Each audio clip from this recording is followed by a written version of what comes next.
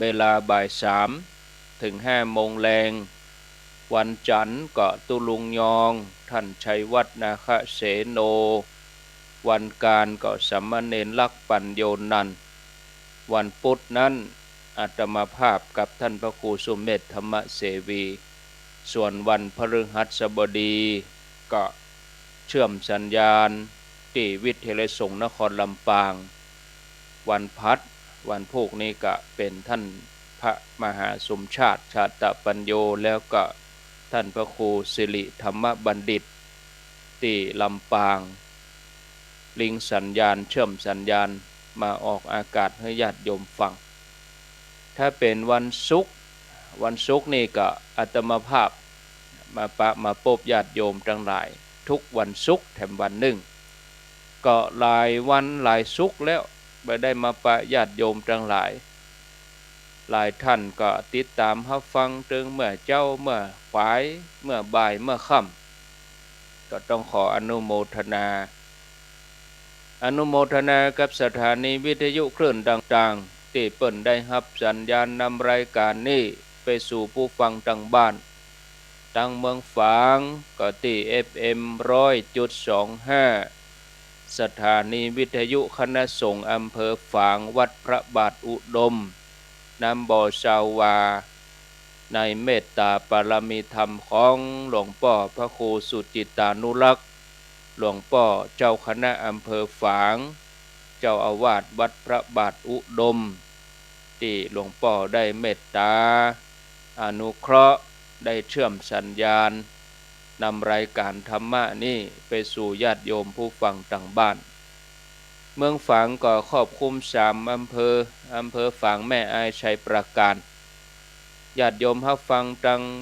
ในเมืองตั้งในเวียง FM 104.50 วัดไฟหินโดยท่านพระครูสมุวิสุวัตวรกิจโจเจ้าอาวาสวัดไฟหินผู้อำนวยการสถานีวิทยุคลื่น 104.50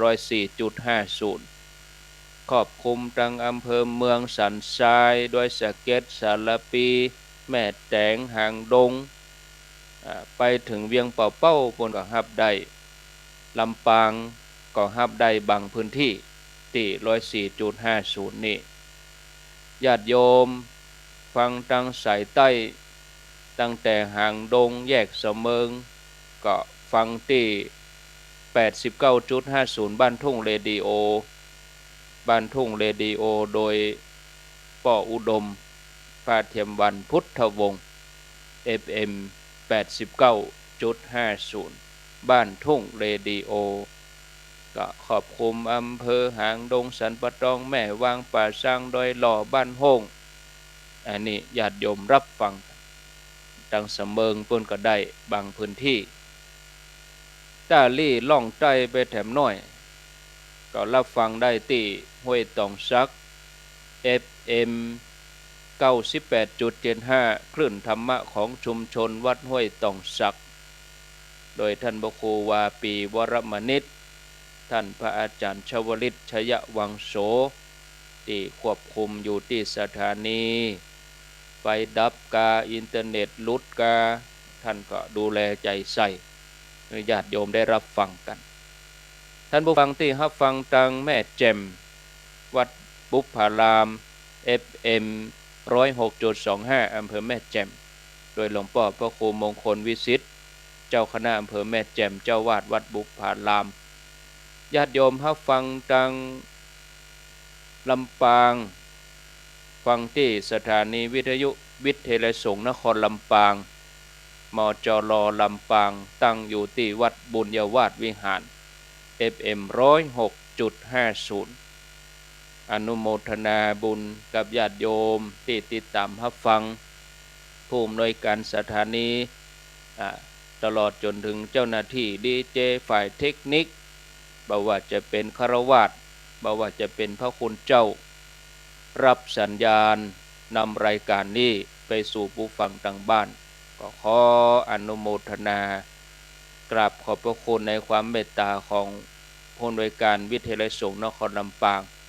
อาจารย์ท่านพระมหานพดลสุวรรณเมธีที่ท่านได้ คือความอนุเคราะห์มอบหมายให้กับผู้อำนวยการสถานีวิทยุอาจารย์ดรจิรศักดิ์อันลำเจ้าหน้าที่ดีเจทุกส่วนทุกฝ่ายได้นำรายการนี้ไปสู่ผู้ฟังแล้วก็ญาติโยมที่รับชมรับฟังติดตามทางระบบ Facebook อินเทอร์เน็ตออนไลน์ก็หลายผู้หลายท่านได้เข้ามานี่ก็มีแม่สรินทิพย์บุญเลิศติดตามอยู่ที่กรุงเทพมหานครอันนี้โยมชิดชบาป่าเมือดสันทรายอุ่นลุงปอยโดยสะเก็ตแม่ครูเกษณีชัยเทพกลางเมืองเชียงใหม่อนุโมทนาอันนี้สุริวันกันติยารับฟังชัดเจนดีกาไว้สาถึง2รูปภาพมาแล้วเสียงมาอันต้องเช็คเสียงของโยมต้องเปิดเสียงคนเดียวปิดโทรศัพท์กำหูปิดเสียงโทรศัพท์ตัวเก่ากำหูเนาะลงเจสีพลอยพรพัชนกสิทธิกันอนุโมทนากุลวรรณาอนุโมทนาสุกัญญาแก้วสุยะยุพินหอมมาลาสมควรกาแฟแม่น้องกองคำลาวแม่ครูละวันปุยคำเกสรดาเบงเปียนศรีปทุมธาสิริการสิรินการฤทธินันโยมบ่ได้พิมพ์พิกัดมาเนาะพิกัดว่าอยู่ที่ไหนมัทนาอัมพันธ์แม่แตงมาลีพรหมพิยะอนุโมทนาแม่แก้วพาสองแควพิสมัยหินศิลป์อันนี้อยู่ปุ่นรังสีบัวบานละปูนทำหน้าที่ดีที่สุดแม่ปานแม่แจ่มสถานปฏิบัติธรรมวัดเก่าเจริญธรรมแม่การดาศรีเนตรแม่จัญญาฟองศักดิ์สุภัตรายศปันสุจิตราใจพรหมายุพินสุพินพลหารอนุโมทนาแม่เดินเพนทิมบางแล้วก็อันนี้อยู่บ้านบุญเกิดลำปางมีล้านนาป่อนานชัยวันดงป่าช้างป่ออนุวัตรศรีรัตน์อันนี้อยู่หนองจ้อมอนุโมทนาอาจารย์ณัฐพลณัฐพรหมเสนแล้วก็มีลำจวนละอองอนุโมทนาก็มีหลายท่านนะหลายท่านหลายคนแล้วก็คืนนี้เนาะคืนนี้2 ทุ่มก็ความจริงแล้วอาตมาจะจัดรายการคืนนี้แต่ว่าติดงานเขาดำที่บ้านเด่นบ้านแม่ก็ได้โจรขอพระครูณัฐพรหมเสนเปิ่นจัดรายการแตนไปคืนนี้2 ทุ่มถึง4 ทุ่มนะติดตามรับฟังกันในคืนนี้ความจริงแล้วรายการเปิ้นก็จะมีวันพุธสุดท้ายของเดือนนะเป็นประจำวันพุธสุดท้ายก็อนุโมทนาหลายผู้หลายท่านเนี่ยนิทราขอดใจลำดวนละอองแล้วก็สุดท้ายนี่ติดตามที่พระบาทอุดมเมืองฝางแล้วก็แม่เรนูชัยวงศ์สารปีฟัง104ชัดเจนดีก็ขออนุโมทนาเนอะบุญกุศลบกห่มรักษาเนาะเอาละได้ตักได้อู้กันก็พอสมควรเวลา3:17 นาที15:17 นาทีเมื่อวันพุธที่แล้วได้อู้ได้จ่าได้สนทนากับท่านพระครูสุเมธธรรมเสวีอู้กันถึงเรื่องปารมี10 ทัศทัสสะปารมีปารมีนั้นเป็นจะได้ญาติโยมก็ได้ติดตามรับฟังกันไปแล้วอยู่3 หัวข้อทานปารมีศีลปารมีเนกขัมมะปารมีทานปารมีแปลว่าการฮื้อแล้วก็ศีลปารมีการรักษากายวาจาใจให้เป็นปกติเนกขัมมะก็คือการประพฤติปฏิบัติ ญาติโยมทั้งหลายก็อาตมาถึง2 รูปท่านพระครูสุเมธธรรมเสวีได้ได้จากับศรัทธาญาติโยมซึ่งตานั้นก็เป็นการตัดความโลภความตระหนี่ศีลนี่เป็นการตัดความโกรธเนคขมะเป็นการตัดสภาพเดิมที่ตัวเก่าเคยปฏิบัติปีกวิเวกเนาะเปลี่ยนแปลงพฤติกรรมเปลี่ยนแปลงกายวาจาใจอย่างวันพวกนี้เขาก็สามารถปฏิบัติเนคขมะปารมีได้ตลอดบางท่านก็อาจจะทำตั้งแต่ค่ำนี้ก็ได้เนาะวันนี้ก็จะขึ้นแถม3 หัวข้อเนาะญาติโยมวันนี้ขึ้น3 หัวข้อก็มีปัญญาปารมีวิริยะปารมีแล้วก็ขันติปารมีถ้ามีเวลาพอก็อธิบายเพิ่มเติมถ้าว่ามีเวลามอกพอดีก็เอาพูดในก็3 หัวข้อ3 หัวข้อพูดหน้าวันที่10 พฤษภาเขาก็มาว่ากันแถมเนาะเบื้องต้นนี้ก็ขอนิมนต์ท่านพระครูสุเมธธรรมเสวีได้ได้จาได้ตักศรัทธาญาติโยมแล้วก็นำเข้าสู่หัวข้อการสนทนาธรรมในวันนี้ก็ขอนิมนต์เลยครับนิมนต์ครับ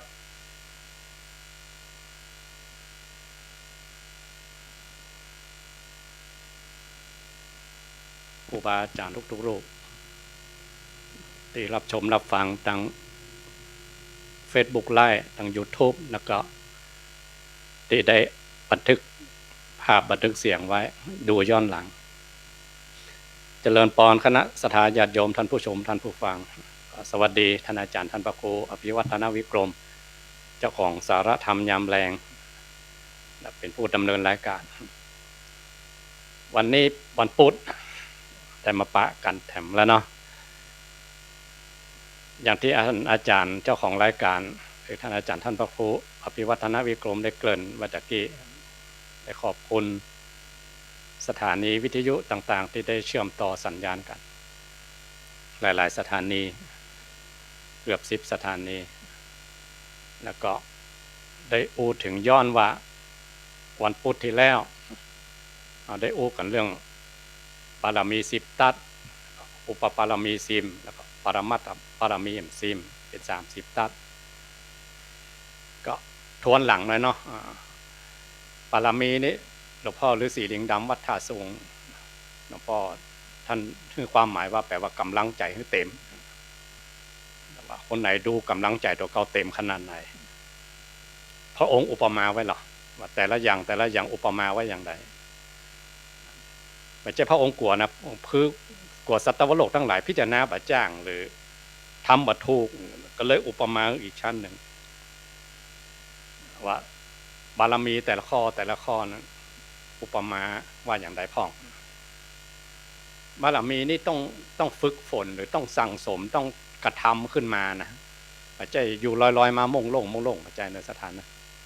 ต้องประพฤติปฏิบัติต้องกระทำต้องทำให้เกิดทำให้มีขึ้นมาไว้กับตนกับตัวเก่า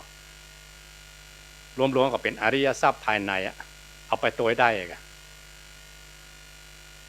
อันนี้กรรมแบบอุปาตามภาษาชาวบ้านเราว่าปื้นฟ้าเหนือหน้าแผ่นดินทุกอย่างมันเป็นของโลกนี่เอาไปบ่ได้สักอย่างมันเป็นของโลกวัฏฏะสงสารเปิ้นก็มีของเปิ้นเยอะแยะ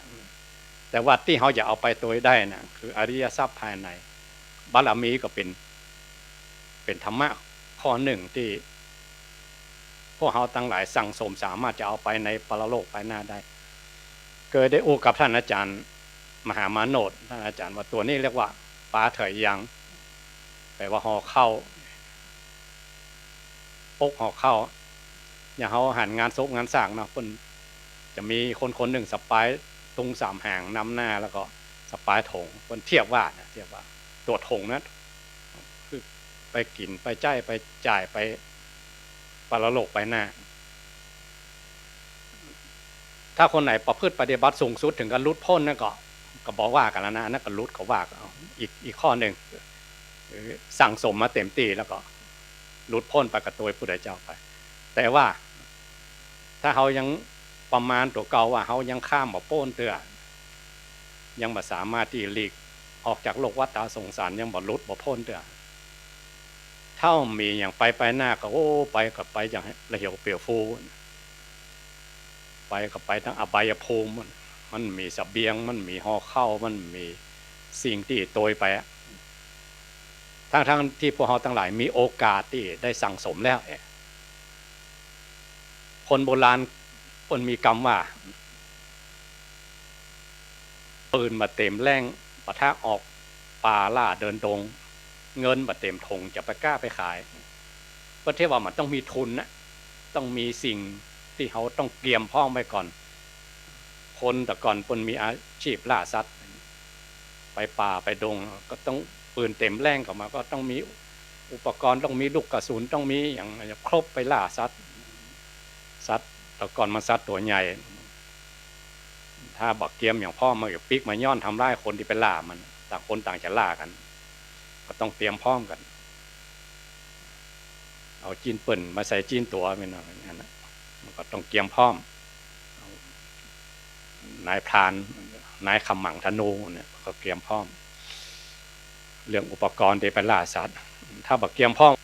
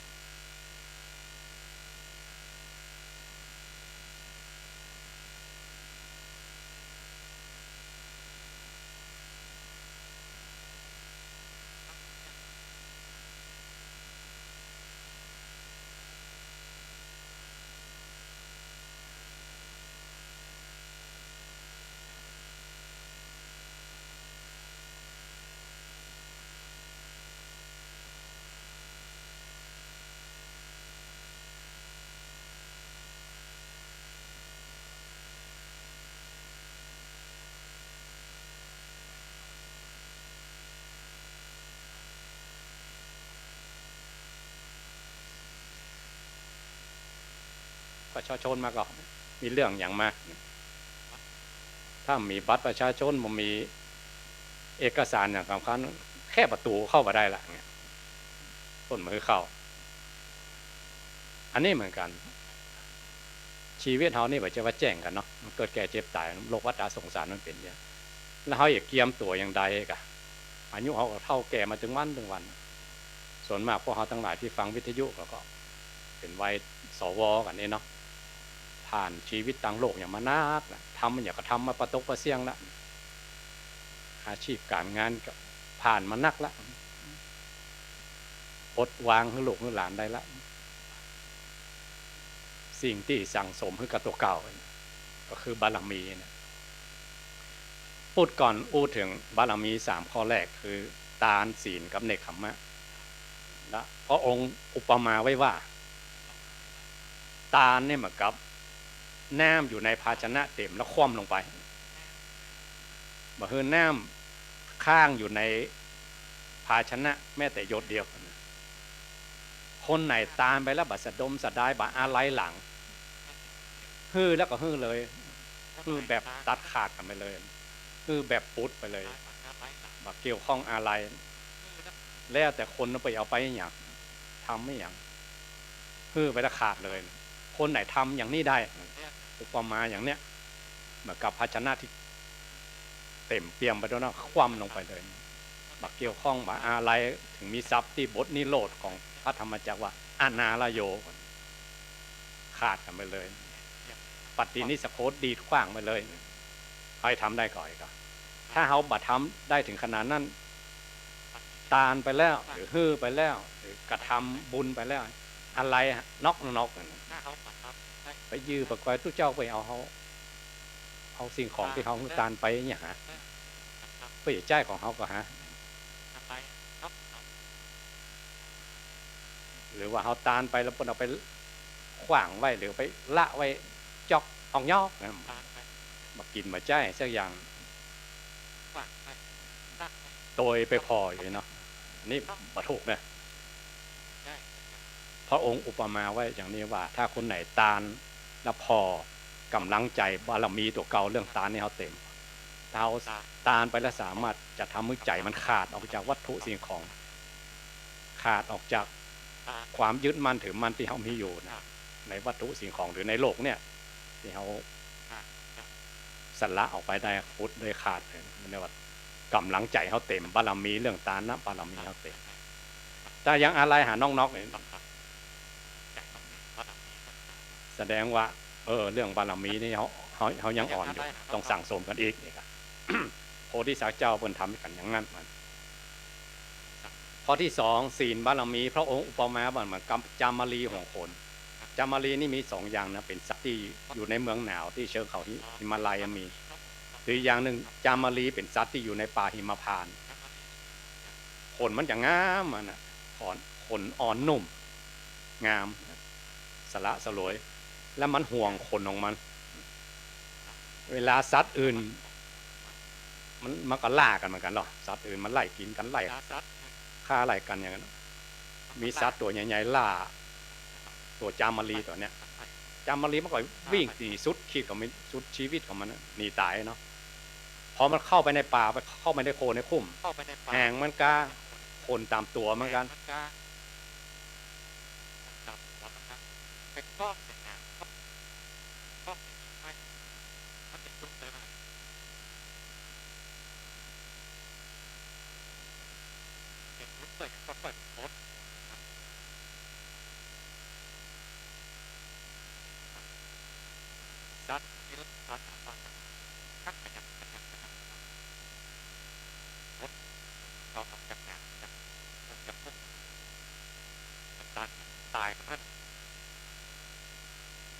มันยอมตายของ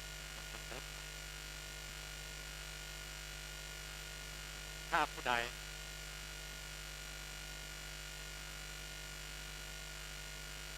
ได้ปรมัตถ์สมัยนี้ไม่ไหวครับโพธิสัตว์เจ้าเขาขนาดนั้นพบได้เพิ่มเกิดน้อยเดียวใส่ภาพแต่โพธิสัตว์เจ้าเป็นสัตว์เจ้ายอมชีวิตเขาแรกกับสิ่งต่อเดียวเหมือนกับจามอนี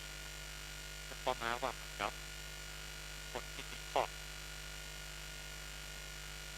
มันจะทุกข์ทรมานโดนขับ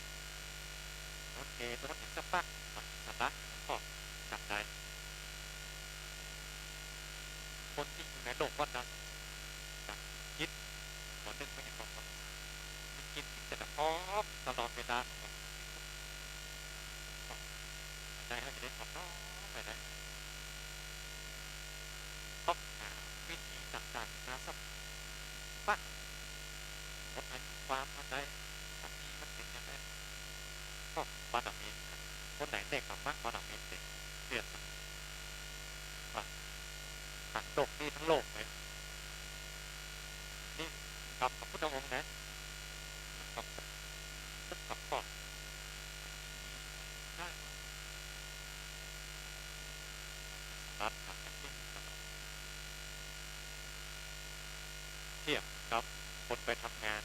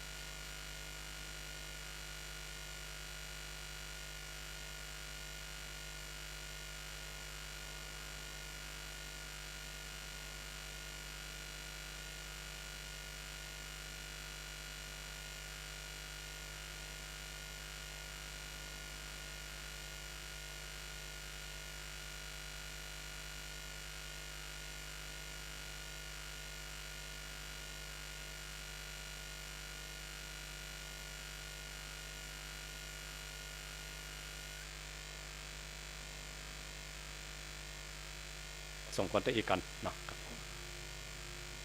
ครับวันนี้ขึ้นข้อที่4 4 5 6 4คือปัญญาปรมีอันที่5วิริยะปรมีอันที่6นี่เป็นขันติปรมีเอาอันแรกก่อนนะครับอันแรกคือปัญญาปรมีจิตพร้อมที่จะใจปัญญาเป็นเครื่องประหัตประหารกิเลสให้มันหมดไปเสี่ยงไปแล้วก็ตัวปัญญาปรมีนี่ก็เปิ่นไปเชื่อมโยงกับการปั้มเปงปรมีของเจ้ามโหสถนี่ก็นิมนต์อาจารย์พระครูได้กล่าวได้เล่าครับขอนิมนต์เรื่องปัญญาปรมีเป็นปัญญาจะได้เปิ้นมีปัญญาจะได้มโหสถนี่ครับปัญญาต้องดูจากเข้าเดิมว่าสิ่งที่ทำให้เกิดปัญญานี่นะครับหรือต้นเหตุเนาะเหตุที่ทำให้ปัญญาเกิดมี3อย่างหรอครับอยู่ในติกานิบาตที่เขาเรียนกันในนักธรรมว่าอันที่1คือสั่งสมเรื่องการได้ยินได้ฟังเนี่ยสุตตมยปัญญาได้เฮียนได้ห้ามได้เฮียนได้ยินได้ฟังนักๆครับ2จินตามยปัญญาได้แล้วว่ากึดตรึกตรองถ้าตามภาษาอันกวีบอกว่าครบหื้อแตกอ่ะครับครบหื้อแตกได้ข้อคิดมาแล้วหรอห้ามเฮียนมาแล้วหรอก็เอามาเป็นปัญญาตัวเก่าเราคิดตรึกตรองเอาครับเปิ้นบอกมาแง่หนึ่งเขาแตกไปได้10แง่20แง่ได้ก่อนครับสามารถจะแตกเป็นปัญญาของเขาเองได้ก่อนอย่างครูเพิ่นสอนกอไก่ขอไข่ครับหรือครูเพิ่นสอนวาดเนี่ยครูเพิ่นสอนรักแล้วเขาอย่ามาวาดเองหรือมาแต่งเป็นหนังสือเองก็เรื่องของเขาละครับอันนี้เรียกว่าจินตามยปัญญาอันที่3ภาวนามยปัญญาเวลาเจริญเมตตาภาวนาปัญญามันพุทธขึ้นมาเองคะแนนทำตามแบบครูบาอาจารย์ที่เพิ่นได้วางไว้นะครับบัดจะคิดเอาเดาเอานะอันนี้มันจะพุทธขึ้นมาปัญญาตัวนี้แล้วก็เทียบปัญญานี้พระองค์เทียบไว้เลยนะปัญญาถ้าคนไหนอยากจะสั่งสมปัญญาเนี่ยคืออุปมาว่าเหมือนกับตู้เจ้าเป็นกุมบาทนั่นนะครับเวลาตู้เจ้าเป็นกุมบาทเนี่ยศรัทธาจะใส่ของหยาบของเลวของปานิชของชอบของบ่ชอบของแสลงตู้เจ้าก็ห้ามเอาหมดนะครับเพราะตัวเก่าเป็นบ้านเฮาเป็นตนเมตตาเป็นเนื้อนาบุญเนี่ยเนาะศรัทธาเพิ่นใส่อย่างก็ห้ามเอาแล้วมาเลือกฉันที่ว่าเท่อันไหนตามที่มีกิเลสชอบใจเนาะอันไหนเขาชอบเขาก็ฉันนั้นอันไหนบ่ชอบก็เลือกเอาไว้ครับหรืออันไหนที่มันทุกธาตุทุกขันธ์เลยเนาะอันไหนที่มันบัดแสลงเนี่ยครับอันไหนที่เป็นปัจจัยเครื่องยังชีพของตัวเก่าไว้นะถ้าสูงขึ้นไปนะแต่ส่วนมากบ้านเฮาก็คืออันตามใจกิเลสเท่านั้นว่าเขาก็มาเลือกเอาครับบัปฏิเสธไปจะฮื้อตานไปจะฮื้อกินฮื้อตานไม่ได้ตัวเก่าเป็นเนื้อนาบุญศรัทธาเนาะครับเป็นทักษิณนยบุคคลฮื้อศรัทธาเพิ่นกินเพิ่นตานมาเทียบปัญญาเหมือนกันบอกว่าละเอกละอ่อนหรือว่าเขาหันตั้งหูตั้งตาสิ่งแวดล้อมอย่างต่างเวลามันสอนเนี่ยเขาสามารถจะเอามาเป็นปัญญาของตัวเก่าได้ก่อนกันบัปฏิเสธครับบางคนบวชมาเมินนะตู้เจ้าในวัดหรือขันโยมงาไผ่ครับสอนมาหน่อยมันนึกจะมาสอนตู้หลวงกันเนี่ยครับหยาบแล้วเป็นอาจารย์แล้วนะถ้าเป็นพระครูแล้วเนี่ยมันมาสอนมันย้อนแสงวันนี้เนี่ยอัตตาตัวตนไม่ขึ้นมาหรอกตัวทิฏฐิมันนะมันจะขึ้นมาเหมือนนะถ้าคนไหนมีตัวนี้เต็มอยู่ในใจนะแสดงว่าปัญญาบารมีตัวเก่ายังอ่อนอยู่ถ้าฮับฟังอยู่เสมอพระมหากัสสปะบำเพ็ญบารมีเรื่องโพธิสัตว์มาไปเจน้อยๆนะครับพอจะได้รับคำสอนของพระองค์เนี่ยพระองค์บอกว่าเวลาไปในบ้านจะไปยกหัวชูหางเนอะเวลาไผ่อู้ไผ่จ่าอย่างเงี่ยหูฟังเนอะน่าฮือพิจารณากายคตาสติไม่ใช่ทำอย่างอื่นนะโอวาท3ทำฮือพระมหากัสสปะได้เป็นตุเจ้าบวชด้วยโอวาท3พิเศษกว่าตนอื่นโพธิสัตว์มาบวชหรอกโพธิสัตว์ที่กลับใจมาเป็นสาวกบารมีนะแล้วก็ได้เป็นพระอรหันต์กับธรรมะ3ข้อเนี่ยว่าเนี่ยพ พระมหากัสสปะนี่เป็นอสิทธิมหาสาวกผู้ใหญ่นะเลิศดังทุดงค์เนี่ย ครับ พระองค์ก็ยังเตือนเขาเนี่ยแสดงว่าอย่างคนที่มันหู้นักๆหรือคนที่เป็นอาจารย์คนหรือคนที่เรียนมานักๆเนี่ยมันจะเต็มไปด้วยทิฏฐิมันนะมันบอกฟังขายคราวนี้เรื่องปัญญาบารมีมันก็อ่อนลงไปละมีนิทานประกอบหลายเรื่องนะอย่างในชาดกดีครับที่มโหสถนี่เพิ่งเกิดมาก็มีปัญญาบารมีโตมาแล้วแต่อำมาตย์อยู่ในวังพระเจ้าอยู่หัวปนหูข่าวบางทีเอามาเป็นที่ปรึกษาเนาะไอ้พวกตัวโกงทั้งหลายนะกะ4 คนสุ่มหัวกันลองมันก่อนไงกะงัดข้อลองสับปะสดาไปอ่านดูแล้วหมดโดนลองแต่ละอ่อนแล้วนะครับตัดสินคดีตัวอย่างตัวตอนหลังเจ้าเมือง7 หัวเมืองเองเนาะโดนขังคุกขังคอกอ่ะเพิ่นทำสงครามกันหรอได้เจ้ามโหสถเนี่ยไปช่วยถ้าเขาไปหันภาพวาดตามฝาผนังนะบางทีศิลปินมันใส่แอคท่าเข้าไปเห็นว่าเป็นถ้ำเป็นหินงอกหินย่อยอย่างอันมีเจ้าชายอยู่ในหั่นแล้วก็มโหสถกำดาวไปช่วยที่จริงมันใส่อารมณ์ศิลปินที่จริงมันเป็นถ้ำแบบขุดเจาะไม่ไปมีหินงอกหินย่อยอ่ะมันลบภัยลบภัยให้เจ้าเมืองอ่ะแต่ว่าศิลปินมันใส่อารมณ์เข้าไปแล้วครับมีถ้ำมีหินงอกหินย่อยมีเป็นวิวเป็นดงเป็นดอยที่ยิ่งไม่ใช่เรื่องราวจริงๆคือมโหสถเจาะอุโมงค์เข้าไปช่วยพระเจ้าอยู่หัว7 หัวเมือง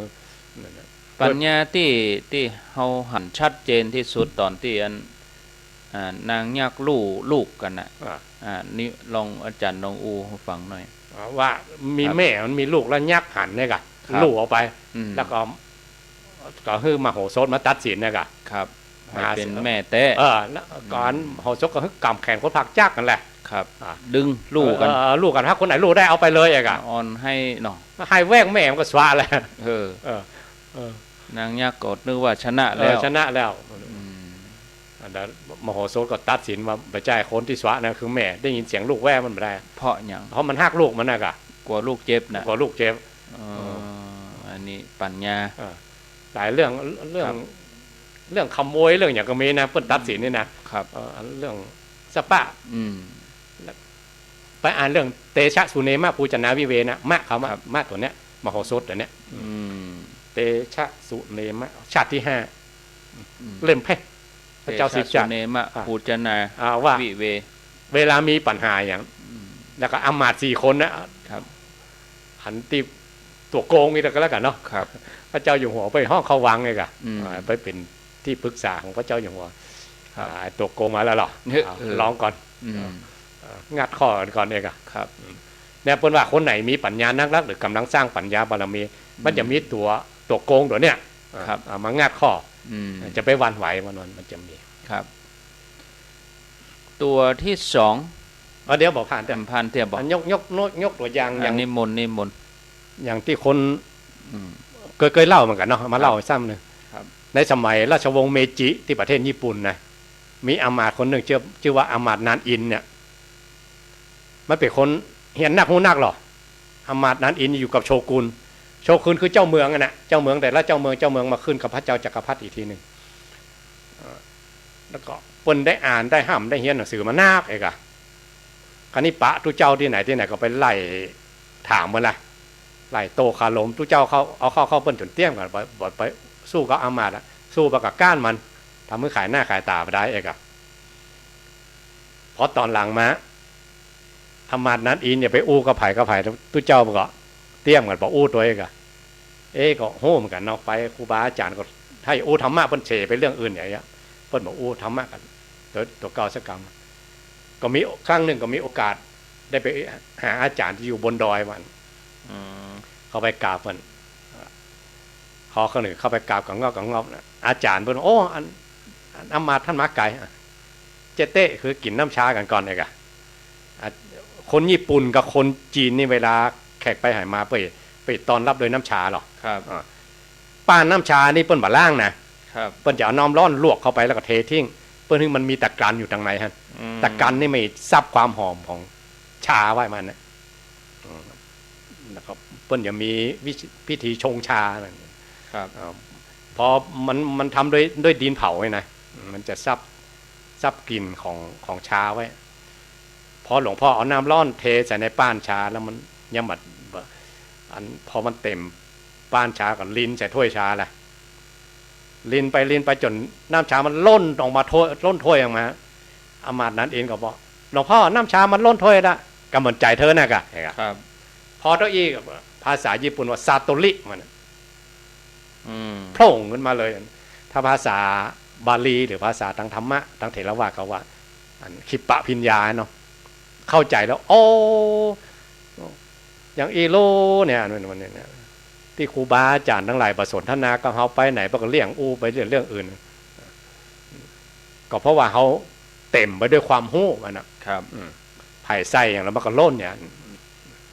อันนี้เหมือนกันคนไหนอยากจะสร้างปัญญาบารมีนะอย่างที่ตัวเก่ามีความหู้นิวาโตแปลว่านี่แปลว่าใหม่หรอวาตะวาโตปองเอาลมออกอย่างเป็นมังคละเป็นมงคลนะครับคนไหนเอาลมออกเนี่ยเป็นมงคลแก่ชีวิตอันสูงสุดอ่ะเขาก็มาออกกูปุดเหรอ อันนี้คนละอย่างอันกันลมตัวนั้นหมายความว่าจองห่องพ้องคนนี่กะกูฮู้แล้วกูเก่งแล้วกูดีแล้วเนี่ยตัวเนี้ยกูเป็นอาจารย์คนแล้วมันบอกฟังหายหรอกยามมานั้นอินเนี่ยกะแต่หลวงพ่อนี่เปิ้นฮู้หลวงพ่อเปิ้นเก่งเนาะเปิ้นสอนแบบเฉพาะหน้าเลยปัจจุบันธรรมต่อหน้าต่อตากันเลยครับพอสอนกับแบบนั้นคนที่เปิ้นเป็นปราชญ์เป็นบัณฑิตนะเพราะหลวงพ่อว่ากำมลใจเธอเปิ้นฮู้เลยอ่ะเปิ้นเข้าใจแล้วโอ้โผล่ขึ้นมาเลยอันนี้เหมือนกันคนไหนอยากจะสร้างปัญญาบารมีคือทำเหมือนกุฏเจ้ากุมบาทมันให้ใส่อันใดมาชอบมาชอบเนี่ยก็คือฮักไว้ก่อนมาเลือกใจทีหลังกับนักเรียนอยู่ในโรงเรียนครูสอนมู้จักกี่คนใส่ตัวเก่าคนเดียวอะครับนักเรียนก็ฮับได้อยู่จนจบหลักสูตรแต่ว่านะยังแต่ว่าคนเฮาเวลามันห้ามเฮียนมานักหรือว่าอายุนักขึ้นเนี่ยความที่เป็นอัตตาตัวตนทิฏฐิมานะอย่างไม่อยากพลอยใหญ่ขึ้นมาตัวมันใหญ่เพราะความจำได้หมายรู้มันเหมือนจะใหญ่มันเหมือนจะใหญ่เพราะว่ามันหู้เองนะถ้าหู้เองขึ้นมาโดยภาวนาปัญญาเนาะก็ยิ่งทอมตนก็ยิ่งอ่อนน้อมทอมตนลงไปติดๆมากับรวงเข้าประมาณนะครับเข้านี่มันชูโดเดคนไหนเป็นให้เป็นลูกเจ้าให้เจ้านาหู้แหละถ้าไปกลางตรงเนี่ยมันเข้าไต่พายมันนี่ออกก่อนเปิ้ลชูโดเดขึ้นฟ้ามันไม่ใช่มีเม็ดมันไต่พายครับแต่ว่าเข้าที่มันมีเม็ดงวงที่มันเต็มเม็ดเต็มหน่อยยิ่งเม็ดมันยิ่งแก่มันยิ่งท่อมลงดินติ๊กอันนี้เหมือนกันคนไหนอยากจะสั่งสมเรื่องปัญญาบารมีให้มีแต่ความอ่อนน้อมถ่อมตนนี่วาโตเอาลมออกอย่าคาละโวจะมีแต่ความเคารพอ่อนน้อมต่อผู้หลักผู้ใหญ่ปัญญาบารมีก็ยิ่งสั่งสมนักขึ้นแต่อย่างเนาะครับอันที่สองวิริยะแปลว่าความเปลี่ยนความแก้วกล้าบ่กลัวต่ออุปสรรคปัญหามีความเพียรพยายามบักบั่นอุตสาหะ ที่เฮาจังอู้สอดคล้องกันว่ามีวิริยะอุตสาหะมีความก้าวหน้าแล้วก็บัดทอดทิ้งธุระตัววิริยะนี่เปิ้นก็มาเชื่อมการปั้มเป่งบารมีของโพธิสัตว์เจ้าในญาติที่เป็นมหาชนกบำเพ็ญวิริยะบารมีครับตัวนี้มีข้ออธิบายเพิ่มเติมว่าวิริยะคือการความเปลี่ยนเนาะขจัดความขี้ข้านนั่นนะครับตอนนี้มนต์ครับพระมหาชนกนี่ในหลวงเขารัชกาลที่9นะครับได้อาราธนาทำผูกนี่เนาะมารจนามาแต่งขึ้นมาใหม่อาจารย์เฉลิมชัยที่วัดล่องขุนน่ะเปิ้นจะปลื้มใจเนาะเปิ้นได้วาดพระมหาชนกเนี่ย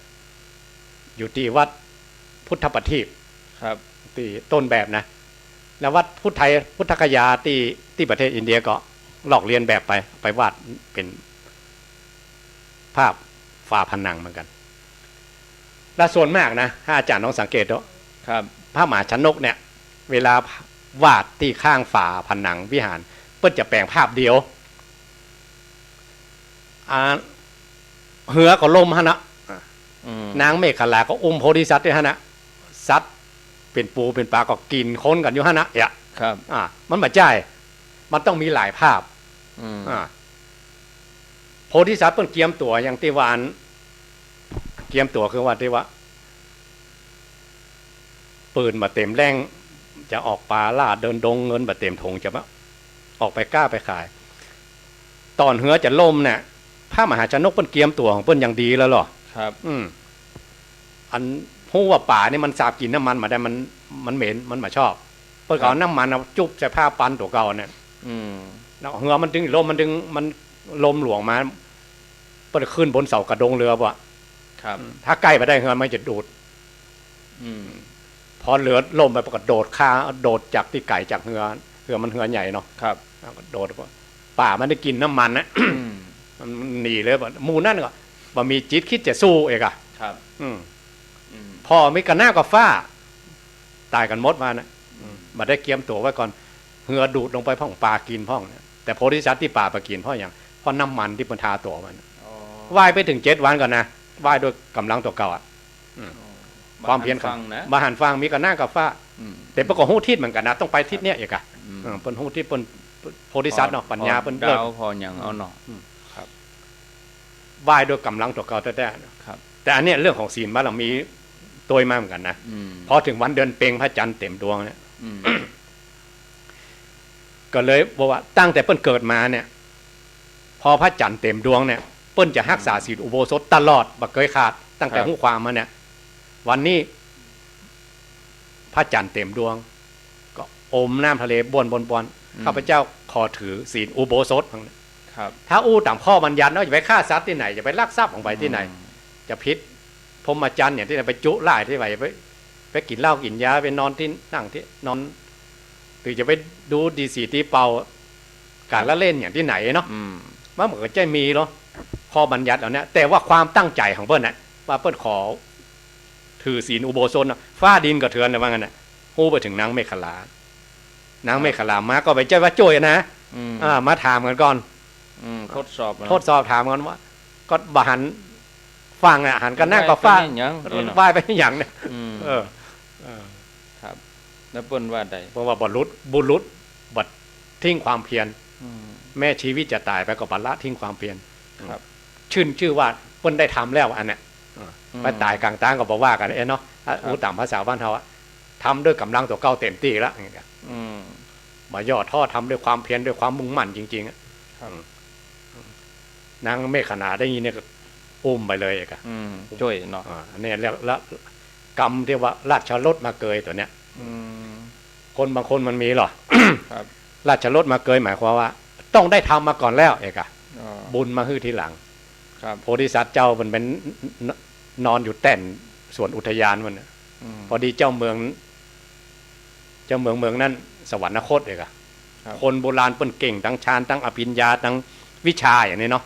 เปิ้นก็เอาม้าเทียมราชรถเสี่ยงเอกะเสียงว่าให้เป็นเจ้าเมืองมันมีไผสืบตระกูลนะมีไผสืบราชบัลลังก์สันตติวงศ์นี่เนาะ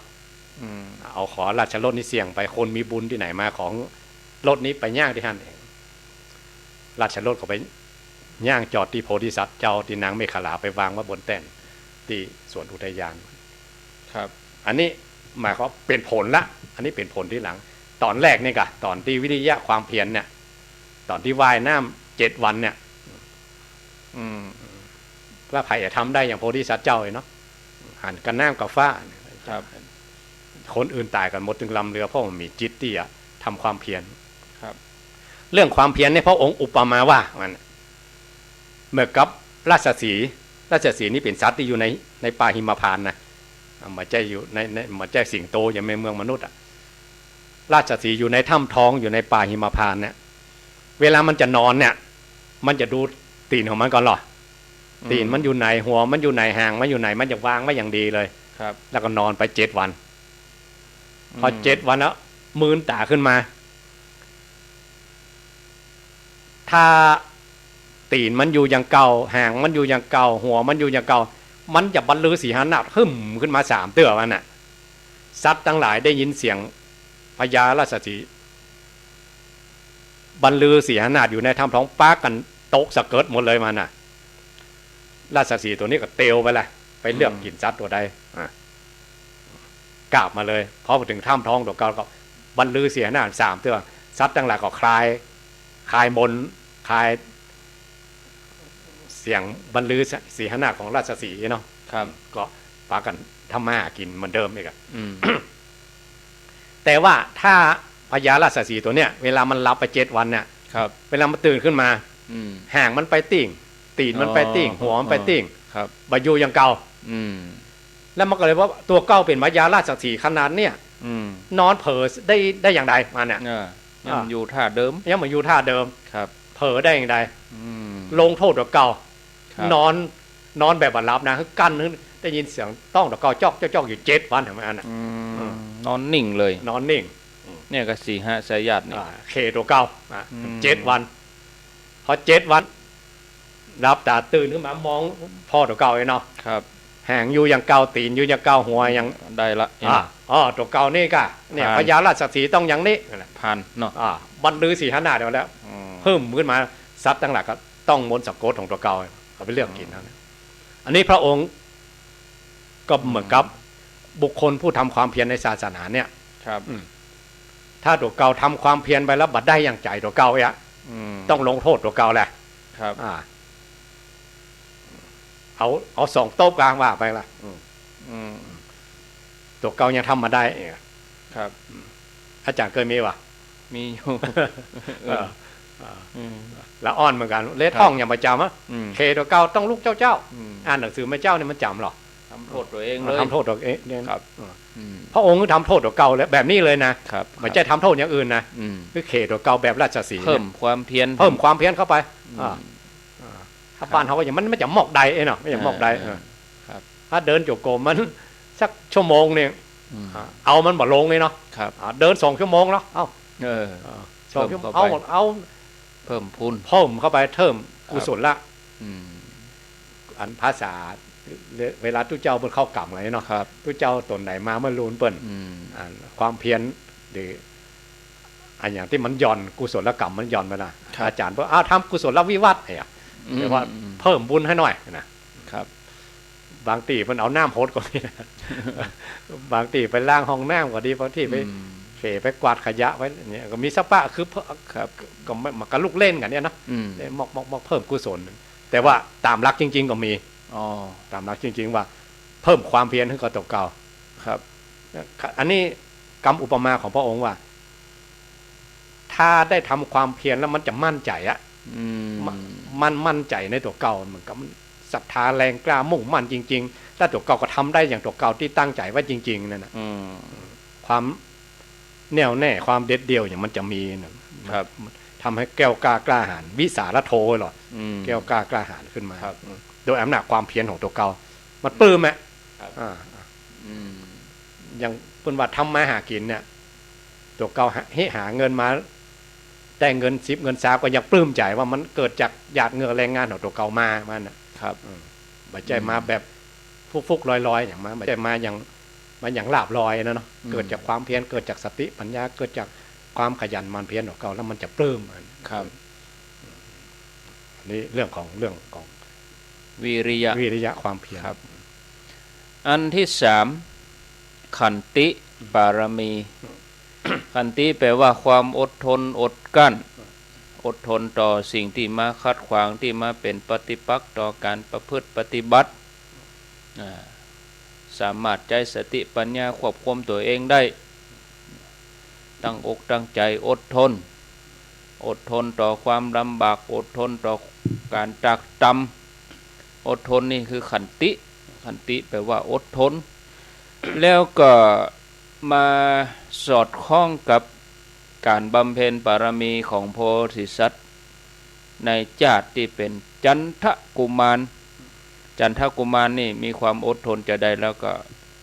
การบำเพ็ญขันติบารมีเนี่ยเป็นบำเพ็ญจะได้ครับขันติบารมีเตชะสุเนมะภูจนาวิเวจะตัวนี้จันทกุมารลืมไปละอ่านเหมือนแล้วแต่ว่า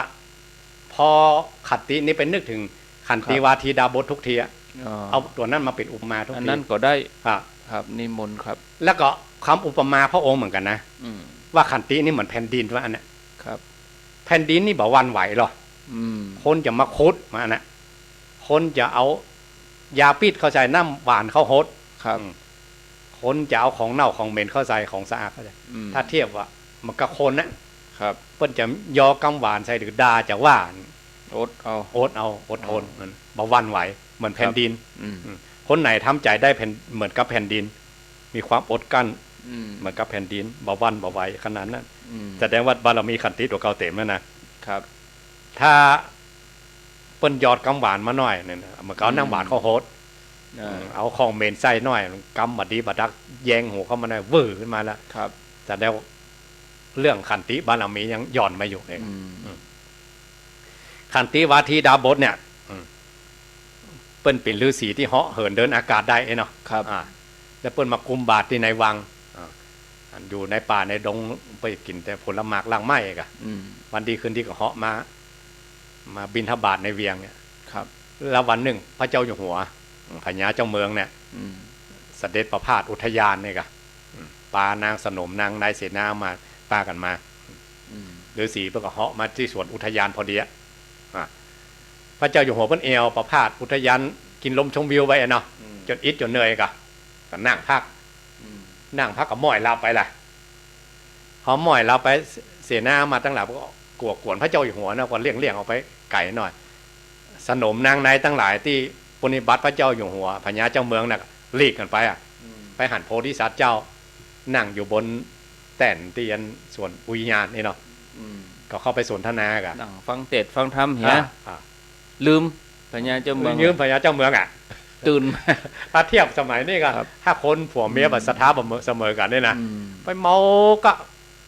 วัดก็ว่า นะ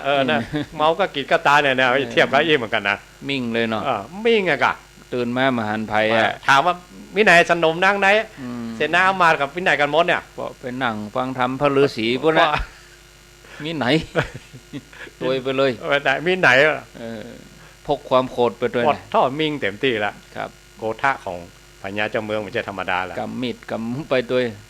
ไปถึงก็บอกฟังอีล่าใครลงถามนะท่านอู้กันนี้นะเอาอย่างมาสอนเขาเนี่ย ครับ สอนเรื่องขันตินะกะ สอนเรื่องความอดทน ความอดทน อดทนมีไหน มีที่แขนว่าเองเองเนี่ย ครับ เอาผ้าขันของมันฟันแขนปูดเลยอ่ะ มีนี่กะ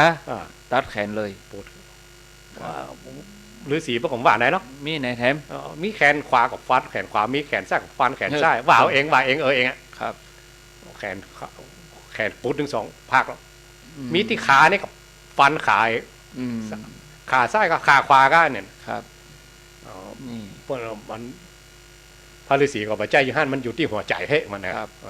อาจารย์เจ้าเมืองว่าฟันกุดกุ้นดูมันนะจ้างอย่างไหนฤาษีบอกห้องโอดเท่านั้นเตียวปิกเลยกะ ครับ พอเตียวปิกอันมูนางสนมนมนายอย่างหล่นตัวก้น ครับ พอค่อยหลังตาโพธิสัตว์เป็นบ่ฮื้อหันบาปของคนนี่เนาะค่อยตาแผ่นดินหนา240,000 โยชน์มัน ครับ สูบเลยบอก สูบฟุบลง คนใจบาป โพธิสัตว์เจ้าก็ตายคำตีเลย ครับ ตายคำเพราะสัจจะบารมีด้วยขันติบารมีด้วยบอกโอดบอกควรอย่างสักหน่อย ครับ บ่มิ่งคือพระเจ้าอยู่หัวสักน้อยเลยไว้อันน่ะ ปั๊มเปงบารมี ปั๊มเพ่งบารมีขันติ ตัวคันตินี่ครับ แล้วแวมอันนี้หน่อยเนาะ ครับ ในพระสูตรเจ้าทุกสูตรอ่ะเพิ่นว่าแผ่นดินนี่หนา240,000 โยชน์240,000 โยชน์โยชน์นึง16 กิโล ครับ 240,000 คูณ 16มันก็เท่าไหร่ล่ะเป็น3 ล้านกิโลแต่ว่าถ้าตามแผนที่โลกนี่เนาะเส้นรอบวงของโลกนี่ประมาณ 30,000 กว่ากิโลนะครับเส้นผ่าศูนย์กลางประมาณ10,000 กว่ากิโลนะด้านในพระสูตรนี่มันบักคักกันว่ะ ครับนาอย่างนั้นเนาะ หนา240,000 โยชน์ปัจจัยอันเนอะอันมันอยู่ในโลกระดับโลกทิพย์ตัวนะซ่อนกัน แผ่นดินนี่หนา240,000 โยชน์จากดินไปหาลมอีกคูณ4เข้าไปจากลมไปหาไฟอีกคูณ4เข้าไปก็คูณ8ตบ1เอาไปเอามาพอได้เหมือนกับเป็น จักรวาลใหญ่เลยครับอ๋อเปิ้นมองด้วยตาทิพย์ถ้าบูกะโลกเขาเนี่ยถ้าตามที่เขาลองดูเรื่องหนังสือดาราศาสตร์เนาะโลกเขาก็ลอยมองล่องอยู่ในกลางอวกาศเป็นส่วนเสี้ยวหนึ่งของสุริยะจักรวาลสุริยะจักรวาลก็เป็นส่วนเสี้ยวหนึ่งของเอกภพของกาแล็กซี่นึงหรือภาษาธรรมะจะบอกว่ามงคลจักรวาลมงคลจักรวาลใหญ่ๆเนี่ยมีถึงแสนโกฏจักรวาลน้อยอะนักวิทยาศาสตร์สมัยนี้เขาก็รู้เฮ้ยแสนโกฏจักรวาลหมายว่า1 ล้านจักรวาลนะครับอันนั้นถ้าบัจจัยมงคลจักรวาลเนี่ยนะพอพระพุทธพรที่โลกมันระเบิดปุ๊บเองเนาะแล้วผมทั้งหลายที่เป็นอยู่จันผมเป็นหันกับที่มันระเบิดเนี่ยพอมันสร้างตัวกันใหม่ๆเนี่ยพอมันน้อยกว่าแสนโกฏจักรวาลผมทั้งหลายก็พากันสลดใจว่าโอ้จักรวาลมันน้อยก็สามารถจะรองรับพุทธคุณได้กับนี่กลายเป็นศูนย์กับเห็นไหมว่าเนี่ยนั่นว่ามีพุทธเจ้าบังเกิดขึ้นเขาจะล้อเห็นไม่ได้เนาะว่ามีพุทธเจ้าบังเกิดขึ้นกันครับระเบิดแล้วระเบิดเล่านะถ้ามันระเบิดขึ้นมาถ้ามันก่อตัวกันใหญ่เท่ากับมงคลจักรวาลถึงมีจักรวาลน้อยแสนจักรวาลผมทั้งหลายเขาพากันดีใจว่าจักรวาลใหญ่เกิดขึ้นแล้วมันพระพุทธเจ้าอย่าบังเกิดขึ้นครับนี่ไปเขาไปอ่านเอายิ่งอ่านยิ่งม่วนครับอ่านยิ่งม่วนหมดเนี่ยว่าที่แผ่นดินสูบขันติวาทีดาบทในหนังสือนี้เพิ่นบอกว่าแผ่นดินอันหนาได้ 240,000 โยชน์ห้องฮับบาปของพญาเจ้าเมืองบ่อยๆแผ่นดินนี่ก็สูบพญาเจ้าเมืองลงไปแล้วเขาทั้งหลายบางทีอาจจะไปตอนเนี้ยว่าแผ่นดินมันอย่างมันหนา 240,000 โยชน์ที่จริงแผ่นดินเขามันเส้นผ่าศูนย์กลางมันหนาก็ประมาณ10,000 กว่ากิโลได้ครับแล้วตอนที่ตรัสรู้เป็นพระเจ้าเนาะขันติปรมีนี่พระองค์ขันติตัดใดเวลาไหนที่ขันติปรมีที่เต็มเปี่ยมนี่ครับเต็มมาทุกภพทุกชาติแล้วกันที่เขาหันชัดที่สุดอะขันติปรมัตถปรมีเนี่ยที่หันชัดที่สุดนะครับตอนที่บำเพ็ญทุกขกิริยาก็ทุกกรกิริยานี้บัจจัยขันตินะเป็นเรื่องของพระองค์ไปเสวยบาปตอนที่พระองค์เป็นโพธิสัตว์เนี่ยกับสุดท้ายนี่นะครับอันพุทธันดรสุดท้ายที่พระมหากัสสปะสัมมาสัมพุทธเจ้าบังเกิดขึ้นในโลกเนาะพระองค์สร้างบารมีมาเต็มเปี่ยมแล้วเต็มแน่เต็มเล่านะจะได้เป็นพุทธเจ้าอยู่ในท้ายพัทธกรรมนี่แหละเอกครับที่องค์ที่4เนี่ยพอพุทธเจ้าองค์ที่3พระมหากัสสปะสัมมาสัมพุทธเจ้าบังเกิดขึ้นในโลกก็มีคนทั้งหลายตึงเมืองพากันไปไหว้พระพุทธเจ้าเอกตัวเก่าก็บำเพ็ญมาเมินมันก็เก่งอีกเด้อเนาะเมื่อใดก็บ่ได้เป็นพระพุทธเจ้าสักเตื้อแล้วมีบุคคลคนหนึ่งมาประกาศตนว่าเป็นองค์เอกศาสดาเป็นองค์สมเด็จพระสัมมาสัมพุทธเจ้าบังเกิดขึ้นแล้วในโลกเนี่ยครับก็จ้วงจับพระพุทธเจ้าแหละพระพุทธเจ้าไม่อยากเกิดกันง่ายๆก็ครับขนาดเขาบำเพ็ญมาขนาดไหนยังไม่ได้เป็นเตื้ออ่ะครับกล่าวจ้วงจับวาจาใส่องค์สมเด็จพระสัมมาสัมพุทธเจ้าแค่เนี้ยมาเนี่ยครับตกนรกไปโอ้ต่อใดต่อดีครับพอมาชาติสุดท้ายกรรมมันก็บอกว่ามันเกิดกันขึ้นง่ายๆอย่างเอกครับที่จริงระดับปัญญาที่กะที่สร้างบารมีมาซาวส่งไก่แซนมากับยังเยี่ยมยอดที่สุดเนี่ยคืนเดียวได้นะที่พระองค์ตรัสรู้อ๋อครับที่ไปบำเพ็ญทุกขกิริยา6 ปีนะคือไปใจกรรมไปจ้วงจับพุทธเจ้าครับลองไปดูองค์อื่นๆพระเจ้า28พระองค์นี่นะบางตรงก็เดือน1บางตรงก็เกินเดือนบางตรงก็7 วันแต่พระพุทธเจ้านี่วันเดียวเท่านั้นน่ะครับพิจารณาธรรมคืนเดียวนั่นนะได้ไรครับตอนที่กรรมมันเสี่ยงไรครับที่บำเพ็ญทุกกิริยาขันติมาถึงแล้วว่าขันติวิริยะมันก็สุดไม่มีอย่างเต่าแล้วเนาะแต่ปัจจัยเรื่องของการสร้างบารมีนั้นเรื่องของการใจกรรมนะครับ4:07 นาทีก็เดี๋ยวพักสัก 3-4 นาทีเนาะแล้วก็ไปต่อในชั่วโมงที่2ก็คงจะได้แหมสักเรือแฮมซีก็คงจะเอาลวดเลยเอาไว้เขาเตื้อ3บ่เอากันแล้วชั่วโมงที่2เอาอย่างมาสนทนากันครับขออนุญาตได้พักก่อนเนาะศรัทธาญาติโยมท่านสาธุชนท่านทั้งหลายพักเติมน้ำเติมหยังสักกำก่อนฟังไรนี้ไปไหนเตื้อก็เดี๋ยวก้อยปิกมาประกันเจริญปอน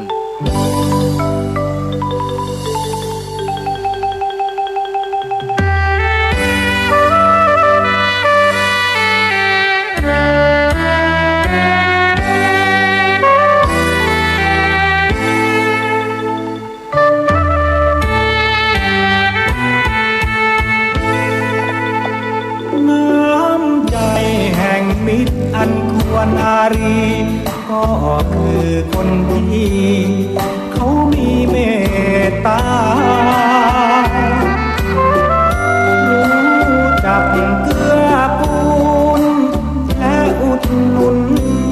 ซึ่งกันดังว่า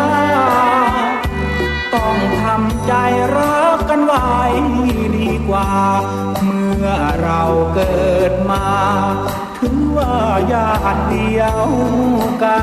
น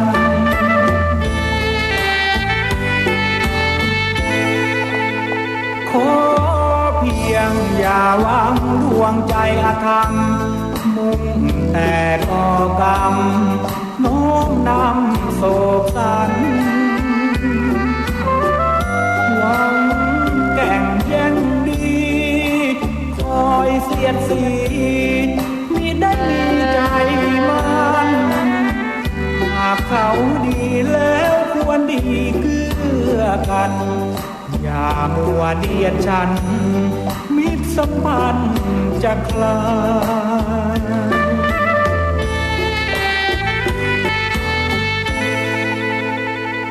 ทุกวันโลกนี้มันเป็นความจริงต้องต่างพึ่งพิงแล้วจึงสมหมายใช่อยู่ลำพังจะหวังใดได้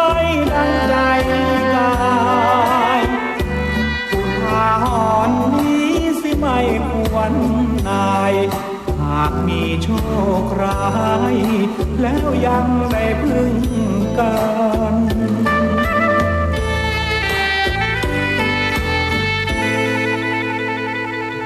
ทุกคนเกิดแล้วยังมีวันตายต้องควรคนควายหมายดีต่อกันแม้นสร้างกรรมชั่วกรรมจะตามสนองตัวผัวพันหากทำดีผลบุญดีทวีมันผู้เกียรติงามเชิดชันทุกวันจะรื่นรม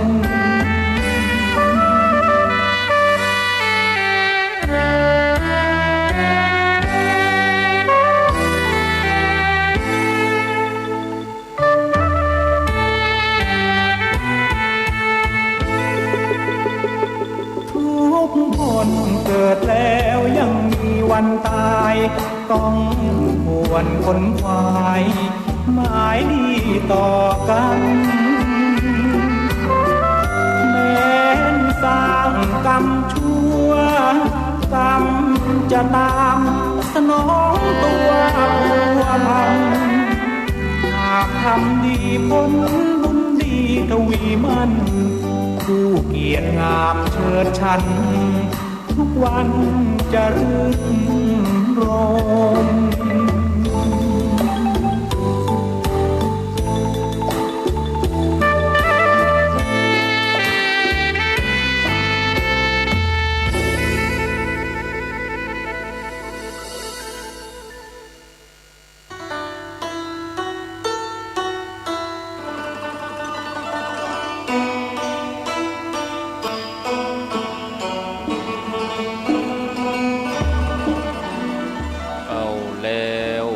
ศรัทธาญาติโยม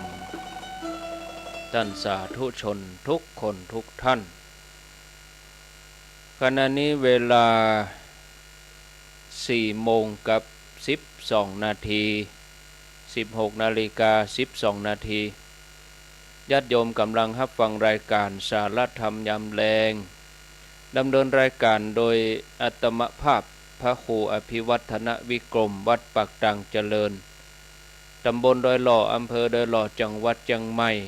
ร่วมกับท่านพระครูสุเมธธรรมเสวีเจ้าวาดวัดปากตังสามัคคีม่อนฤาษีช่วงแรกผ่านไป1 ชั่วโมงเข้าสู่ชั่วโมงที่2ช่วงที่2ก็จะอยู่ด้วยกันไปจนถึงเวลา 17 นาฬิกา 5 โมงแรงวันนี้ได้ได้จาได้สนทนากันในเรื่องของปารมี10 ทัศได้สนทนากันไปอยู่2 พุธละ3 หัวข้อ ได้ทานศีลได้ขัมมะปัญญาวิริยะขันติก็เหลือแถม4หัวข้อก็ขออนุญาตได้ยกไปในวันพุธหน้า4หัวข้อที่เหลือก็มีสัจจะปรมีอธิษฐานปรมีเมตตาปรมีแล้วก็อุเบกขาปรมีเบื้องแถม4หัวข้อนี้ก็ขอได้ยกไปในวันพุธหน้าชั่วโมงที่2นี้ก็จะทบทวนญาติโยมทั้งหลายทบทวนในเรื่องของปัญญาวิริยะขันติปัญญาที่ว่ามี3ระดับวิริยะ3ระดับขันติ3ระดับเนี่ยเป็นจะใดเนาะปัญญา3ระดับที่ว่าปัญญาขั้นต้นขั้นต้นปัญญาขั้นอุปปารมีแล้วก็ปัญญาขั้นปรมัตถปารมีนี่ครับนิมนต์อาจารย์ดัมโบโคได้อธิบายขยายความเพิ่มเติมนิมนต์ครับอย่างที่บอกตะกี้ว่าปัญญานี่มันจะเกิดขึ้นลอยๆครับต้องสั่งสมสุตตมยปัญญาได้ยินได้ฟังได้ศึกษาศิษย์มีครูเองอะถ้าเป็นนักเรียนก็เรียนไปตามลำดับจั่นไปถ้าคนทั่วไปพระบัดนี้เรียนตามลำดับจั่นอย่างนักเรียนก็อ่านหรือไปอยู่กับครูบาอาจารย์ครับฟังครูบาอาจารย์เล่าประสบการณ์ประพฤติปฏิบัติอย่างใดอย่างใดฟังเอาเรียนรู้เอาสั่งสมเอาอย่างเนี้ยปัญญาที่จะเกิดเพราะได้สติปัญญาจากครูบาอาจารย์นั่นก็มาตึกมาตองเอาด้วยตัวเองอะมาเป็นคิดค้นเอาด้วยปัญญาของตัวเองครับแล้วก็อันที่3มาเดินจงกรมนั่งสมาธิทำให้เกิดถึงมีขึ้นมาครับแล้วก็ในติกะนิบาตของพระไตรปิฎกนิบาตแปลอย่างอีเนอะครับเปิ้นแปลไปอย่างว่าสุตตมยปัญญาเป็นปัญญาสูงสุดยังบัดตันอย่างได้กะได้ฟังแล้วนะครับเกิดปัญญาตัดสรู้เรียวพลันขึ้นมาเรียกว่าคิปะปัญญายังบัดได้คิดบัดจะตื้อตรองยังบัดได้ไปเดินจงกรมนั่งสมาธิอย่างนะครับฟังปุ๊บกับพัวเลยอ่ะสมัยพุทธกาลมีนักครับที่พระองค์แผ่ข่ายพยานไปก่อนเนาะจะทำอันใดหัวข้ออันใดเหมาะสมกับสัตว์โลกตัวใดกะถ้าเทศหมู่ไว้เนาะเทศแล้วก็ฟนฟังเป็นโมยอ่ะต่างคนต่างคิดว่าไอ้นะคิดเหมือนกันอันหมดอะว่าพระองค์สอนตัวเก่าคนเดียวอะทำอันนี้อย่ามาถูกใจเขาแต่ว่าพระองค์อย่ามาเจาะจงกับเขาผู้เดียวเทศต้องพอแน่เขาตัวเองคนเป็นร้อยเป็นพันต่างคนอย่างคิดอย่างอี้เหมือนกันหมดนะแล้วจะปลื้มขนาดไหนอะคนเป็นร้อยเป็นพันเป็นหมื่นอย่างพระเจ้าพิมพิสารปาคนมา12 นะโหดเนาะ120,000 คนนะแล้วต่างคนต่างคิดว่าไอ้อะพระพุทธองค์พอแน่เขาเตะเขาฟังคนเดียวเสียงก็เสมอคนทุกคนได้ยินเสียงเสมอกันหมดอันนี้คงจะเทศแบบอภิญญาของพระองค์นะต่างคนก็ได้บรรลุธรรมเหมือนกันอันนี้เราฟังแบบสุตตมยปัญญาแล้วได้ปัญญาแล้วก็ตัดสรุปขึ้นมาเลยบางคนตรึกตองอะอย่างพระสูตรมากมายพอได้ยินคำสอนแล้วก็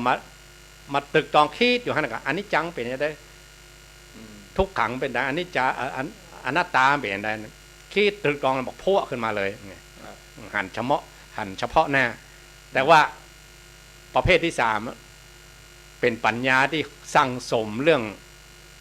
ปัญญาในอดีตมาน้อยมันเพราะนั้นต้องมาทำเป็นตำรับขั้นไปต้องเจริญสมถะกรรมฐานต้องเจริญวิปัสสนากรรมฐานต้องเข่งในอิริยาบถยืนเดินนั่งนอนต้องเดินจงกรมต้องนั่งสมาธิต้องเป็นลำดับขั้น1 2 3ไปอ่ะอันนี้ถึงธรรมะถึงจะเกิดมาเนี่ยอันนี้เหมือนกันนะครับเพราะว่าคนสั่งสมบารมีในโลกวัฏสงสารมาเหมือนกันบางคนพอได้ยินได้ฟังพวกไปเลยเอกก็มีบางคนต้องไปตรึกไปตองก่อนก็มีแต่บางคนต้องไปเจริญเมตตาภาวนาปัญญาตัวนี้ถึงจะเกิดแต่ถ้าในนักธรรมไปสอนอย่างหนึ่งสอนอย่างว่าได้ยินได้ฟังยังมาหู้เด้อต่อไปคิดไปตรึกแล้วก็คิดตรึกตองยังมาได้ต้องไปเจริญเมตตาภาวนาถึงจะเป็นปัญญาแท้ครับอันนี้เปิ้นแปลได้โดย2อย่างเนาะ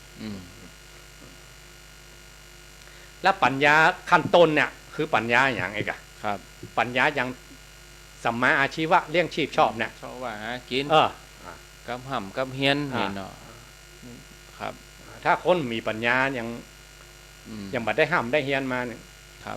คนโบราณว่า3 รอดถูกหวยประมาณเนาะ มันได้มาแบบลูกฟุกๆลอยๆมาน กบ่มีคนนะ อ่า คนมีความรู้ อ่า เนี่ยครับ มันไปไหนมันแบบอาจหารมันแบบวิสาระโทอะมันแบบแกล้วกล้าหาญในหมู่ชุมชนทั้งหลาย ครับ กลัวเปิ้นถามกลัวเปิ้นตักกลัวเปิ้น มันมากล้ากันนะครับ ตัวเก่าไปได้ทำได้เฮียนมา หรือว่าไปทำการทำงานอย่างเปิ้นว่าเฮียนจบอย่างมาเฮียนมาก่อนอ่ะพอไปได้เฮียนก็งานพวกไปรู้หมดกันเนาะ ครับ มันก็ไปใจได้ว่ะ อืม มันก็ต้องห้ามต้องเฮียนมาต้องสั่งสมมา ครับ งานเปิ้นถึงจะเดินเปิ้นถึงจะ อืม ตัวเก่าเป็นกุลีเนาะเอาไปเป็น ครับ ช่างเนี่ยมันเอากุลีไปเป็นช่างมันก็บ่ได้ละ ขั้นต่อมา ครับ อุปปารมีนี่เนาะ อุปปารมีก็พิจารณาสังขารร่างกายเนี่ยมัน ครับ สังขารร่างกายว่าเป็นอนิจจังทุกขังอนัตตาเนาะ อืม เอาคนแล้วคิดเอาเดาเอา ครับ ว่าเอาเองไง อืม ว่าไปฮะนะเนี่ยว่ามัน อืม เป็นอนิจจังทุกขังอนัตตา ครับ ว่าไปคิดเอาเดาเอาว่าเอาเอง อืม ว่าอยู่ฮะนะคิดตึกตรงย้ำคิดย้ำทำอยู่ฮะนะ อ่า แล้วปรมัตถปารมีนี่มันจะเกิดขึ้นมาเอง ครับ ถ้าอีกอย่างหนึ่งการปัญญาปารมีธรรมดาเนี่ยต้องเอาทรัพย์สินสมบัติอย่างแรกออกมานะ อืม เอาของภายนอกอะ ครับ อย่างละอ่อนอย่าไปห้ามไปเห็นต้องเสี่ยงเงินเสี่ยงทองนะ แต่การ ของ เนาะ ปลอมอย่างอยู่ไปเดียวเนี่ย ครับ บ้านนอกบ้านนาบางทีก็โรงเรียนจุดบ่ห่างอ่ะ อืม พ่อแม่ใส่รถตู้ปุ๊บน่ะ ครับ ไปห้ามในเรียนในเวียงว่า อืม เสี่ยงตัวใดก็ ยอม ยอมอ่ะ ครับ ปัญญาตัวนี้ก็อาจจะรวมไปถึงปริญญานั่นแหละ ปัญญาตัวนี้เป้าหมายคือปริญญา อืม อันต้องเอาทรัพย์สินสมบัติแรกมาก่อน ครับ ถึงจะได้ปัญญาตัวนี้มา อืม อันที่สองต้องเอาอวัยวะเนี่ย ครับ แลกเอามา อืม ปัญญามันถึงจะเกิดเองอะ ครับ อย่างบางคนในสมัยพุทธกาลมีนักเดินจงกรมนั่งสมาธิ อืม อันพระโสนะกุลวิสาเนี่ย อืม เดินจงกรมตีนอยู่ปะแตกอะ ครับทำจงยิ่งยวด อ๋อ เลย นี่ตีนแตกก็หมายความว่าโลหิตังเนาะ อืม เลือดเป็นห้อยเหมือนกับเปิ้นเชือดคอควายวันน่ะ อืม เลือดเป็นห้อยไปเลยน่ะ ย้อยเป็นเส้น อ่า เลยเนี่ย เตี้ยวบัดการน่ะ อืม หัวเขาล็อกปอกเปิงวะนะเลือด ครับ ย่อยโซ่ๆเลยล่ะ อืม การมือก็แตกหัวเขาก็แตกตีน ครับ ก็แตกพอ เนอะ อันเนี้ยแล้วว่าอันนี้เอา อืม ทำความเพียรแล้วเอา ชีวิตเลือดเนื้อหนังนี่ ครับ แลกมาให้กะ อืม หรือบางคนมันว่าเจ็บไข้ได้ป่วยอ่ะ อืม หมอเพิ่นจะพาจะเอาตับไตไส้พุงอย่างออกเลยอ่ะ ครับ อืม อืม ก็ยอมยอมพ่ออย่าแลกเอาชีวิตคืนนะ อืม แลกเอาชีวิตไว้เนาะ ครับ ถ้าบ่เสียหมูนั่นถ้ามันยอมตัดหมูนั่นออก มันอย่าเอาถึงชีวิตอ่ะ ครับ อ่า ต้องสละอัน ต้ ใด องส อันห ละ นึ่ง สละ ครับ ตัวปรมัตถานี้จะเกิดขึ้นคนเดียวกันครับ ปรมัตถ์นี่เหมือนกับพระพุทธองค์คนธรรมดานี่ยาก ครับ ที่ทำได้เอาชีวิตเขาแลกเลย ต้อง ครับ อาศัยปรมีเก่าตัวเอง อ่า ก็ อ่า เนาะ ยัง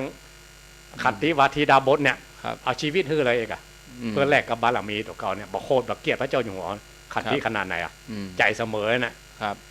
เขาอย่าว่าอันพญาเจ้าเมืองกกแข็งแค่เพิ่นเอาเสียงหูสวาดไปหน่อยบ่ได้ อืม อ่า จะดุ้งย อ่าง แล้วก็ แดงตึงแดงดังโคตรขึ้นมาแล้วอันนั้น อืม โอ้ไก่เรื่อง ครับ ไก่เรื่องขันติเรื่อง เออ เออ วิริยะระดับต้นระดับกลางแล้วก็ระดับสูงสุดนี่ครับระ ถ้า ดับ อู้โดย ต้น รวมๆคือว่า ถ้าเสียสละทรัพย์สินเงินทองปัจจัยภายนอกเพื่อแลกเอามูลนิไม้นะครับ อันนี้เรียกว่าบารมีธรรมดา อืม อืม ขั้นต้น ขั้นต้น อ่า ถ้าถึงกับขั้นเอาเหือเอาแหงเขาแลกอ่ะ อืม ยังเป่งนายเนาะ ครับ วันวิสาขานะ อืม ถ้าคนไหนอยากมีวิริยะขันติก็มีฮะนะ อืม เตียวขึ้นดอยสุเทพเหรอ อืม อ่า ครับ เสโทเมโทเอาเหือเอาแหงเขาแลกเลยนะ เออ บางคนตีนปองเลยนะครับ เหือมาออกโซ่ๆอ่ะ อืมอืม อันเนี้ยแสดงว่า อาการ32อันใดอันหนึ่งที่มันปรากฏขึ้นมา ครับ เพื่อแลกกับความเพียรแลกกับขันติแลกกับอย่าง อืม ถึงจะได้บารมีตัวนี้ขึ้นมาเนี่ย ครับ อันนี้เรียกว่าอุปปารมี ม เอาอาการ32แลกกันมาต่อรองกัน อืม ถ้าปรมัตถบารมีนี่ยากมากๆสำหรับสัตว์โลกทั้งหลาย ครับ เพราะความห่วงเหียนชีวิต อืม ถึงกับดิ่งลงไปเลยศรัทธาบอกวันไหวอะ ครับ เอาชีวิตให้เลยกะ อืม แต่เขาแบบได้อันเขาเสียดายอะ อ๋อ ไม่อยากคุ้มก็หาให้ฮื้อไปมันเหมือน เออ กัน ใจมันมีฮันหน่อย อ่า เกิดอยู่ อ่า ครับ อืม แต่ว่าตังโลกก็มีเหมือนกันนะ ครั ไม่ บ ใช่ว่าตังทำอย่าง ตั้งโลกอย่างสมัยญี่ปุ่นเมื่อสมัยก่อน ครับ ญี่ปุ่นก็ฮกกับฝรั่งมันยกกองทัพเรือมาหรอ ระเบิดใส่มันบะมันเนี่ยมันสัดเด่นสัดดอนไปอ่ะ ครับ เรือมันบะล่มเองอ่ะเปิ้นก็สมัครกามิกาเซ่มาเนี่ย ครับ เอาระเบิดใส่ในเครื่องบินนั่นสมัครคน200 คน ครับ ไว้เพิ่งไปตายอ่ะ คนมาสมัคร20,000 คนนั่นตัวครับให้สมัครไปตายของเองนะนะอันนี้เขาไปแจ้อันนั้นเขาสาระเพื่อชาติกับเพื่อพระเจ้าจักรพรรดิยอมแลกชีวิตเพื่อชาติครับ อันนี้ถึงแม้จะแลกด้วยชีวิตแต่ปัจจัยเจตนามันเป็นคนอย่างไม่ใช่แนวนี้ไม่ใช่แนวนี้ครับอย่างประเทศแอฟริกาบางประเทศคนอดอยากตายตอนแห้งแล้งนะตายกันเป็นปั้นๆหมื่นๆก็มีมานะบางปีปัจจัยปรมัตถบารมีเป็นการอดอยากทุกพิกภัยจะอดด้วยศีลนะไม่ใช่อดด้วยศีลอดด้วยศีลอย่างไรเทียบกันอย่างไร อย่างคนใจของอนาถบิณฑิกะต้นมันมีความหู้มีสักอย่างไงเนาะอันนี้เทียบขัตติวิริยะอย่างได้หมดนะว่าปรมัตถบารมีเปลี่ยนได้เราเข้าไปสมัครงานเป็นคนงานของท่านอนาถบิณฑิกะก็ถามมันก็เข้าไปก็ถามจ้างยังพ่องถามมาได้ก็ไปจ้างสักอย่างอ่ะจะได้อยู่แผนกไหนนี่เนาะถามไปถามมาก็เอาแหงเขาแหลกเนี่ยมีความหู้ด้วยเปิ่นเนาะไปเข้าครัวเข้าครัวไปเอาถามครัวคนครัวบอกว่าเนี่ยกินอย่างจ้างกับบ่จ้างกันแล้วถามไปถามมางั้นหลัวมันขาดพอดีไปซ่อหลัวมาไปซ่อหลัวไปอันนี้ง่ายที่สุดเอาแหงเขาแหลกมาต้องใจปัญญาอย่างแล้วไปพกหลัวมามันก็ขึ้นเพราะเมืองสาวัตถีเนี่ยมันอยู่ใกล้แม่น้ำจิรวดีเนาะที่พระเจ้าวิทูลภาพไปตายกันด้วยโมนะกะสึนามิแม่น้ำสึนามิแม่น้ำนี่มีจริงๆแต่สมัยนี้ก็มีที่หิมะมันถล่มลงมาที่พระเจ้าวิทูลภาพตายมันประกอบข้ามน้ำมันบอกไปเซาะหลวดต่ำแพะต่ำอย่างว่าไปเนาะปลาต่ำด้อยอย่างครับอันนี้ได้หลวมาทุกวันท่านี้ถึงวันศีลมาครับตามมาระดับคนงานเนี่ยเนาะพอเข้าไปลงครัวเขาอ้วนเศร้าเลยกะกินกันม่อนกันงานแมลงอ่ะเดือดกันแต่ละแผนกเริ่มมากันแล้วหรออดคนงานเปิ้นนักอ่ะทุกแผนกเลยกะแต่ว่านั้นเงียบปิ้งอ่ะดักแซบยังมีเสียงพัดเสียงเจ้ายังมีควันไฟขึ้นก็ถามแม่ครัวบอกโอ้วันนี้เป็นวันศีลเจ้านายเปิ้นถือศีลอุโบสถกันเปิ้นไปเขาวัดเขาว่าคนงานในหมู่ในบ้านเปิ้นก็ถือศีลกันหมดนั่นมาเป็นเนี้ยเขาทำงานหนักมาแม่ครัวบอกว่าอยากกินเท่าเอกอ่ะมันก็บอกว่าโอ้เจ้านายเปิ้นล่ำเปิ้นรวยเปิ้นมังมีสีสุขขนาดนั้นเปิ้นยังถือศีลมันของดีขนาดนี้ก็ศีลอุโบสถนั้นมีอย่างพ่องไงกะตัวก็บอกคือเป็นข้อแล้วมาถึงข้อข้าวแรงนี่กะเมื่อกี้ข้าวแรงนี่กะมันก็สมาทานศีลเพราะบ้านเขาว่าเป็นปีเนาะเหือไข่ข้าวมันออกอะกะลมมันตีขึ้นเลยนะภาษาหนังสือมันนะแล้วหมูไม่ครัวต่างหลักมาว่าลมมันตีขึ้นจะเป็นปีต้องกินข้าวอย่างเดียวมันถึงจะหายนะยันตายแท้นะเนี่ยว่ามันจะรักษาศีลโบโซดของมันคือบริสุทธิ์เองอะยอม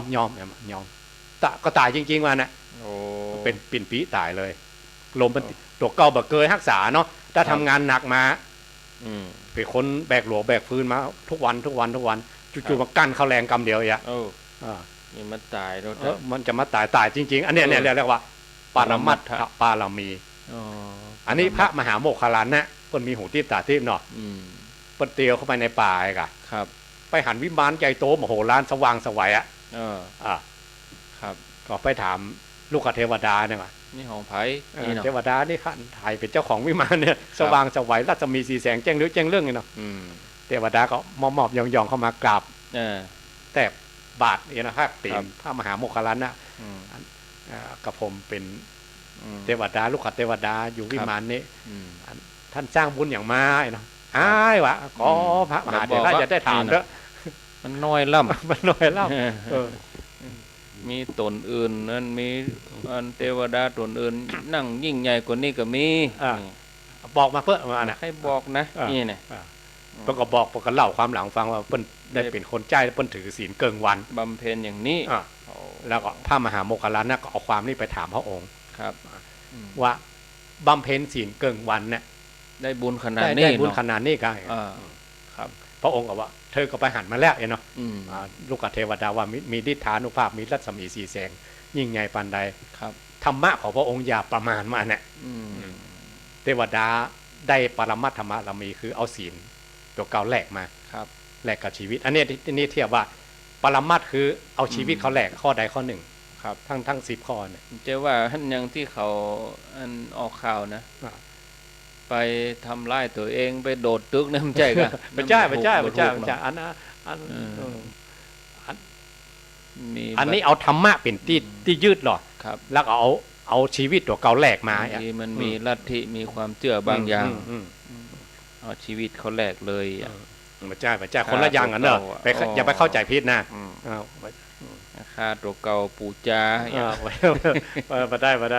ผิดพลาด พิษใหญ่โต ครับเอ้าพอเวลาแล้วก็4 โมงครึ่ง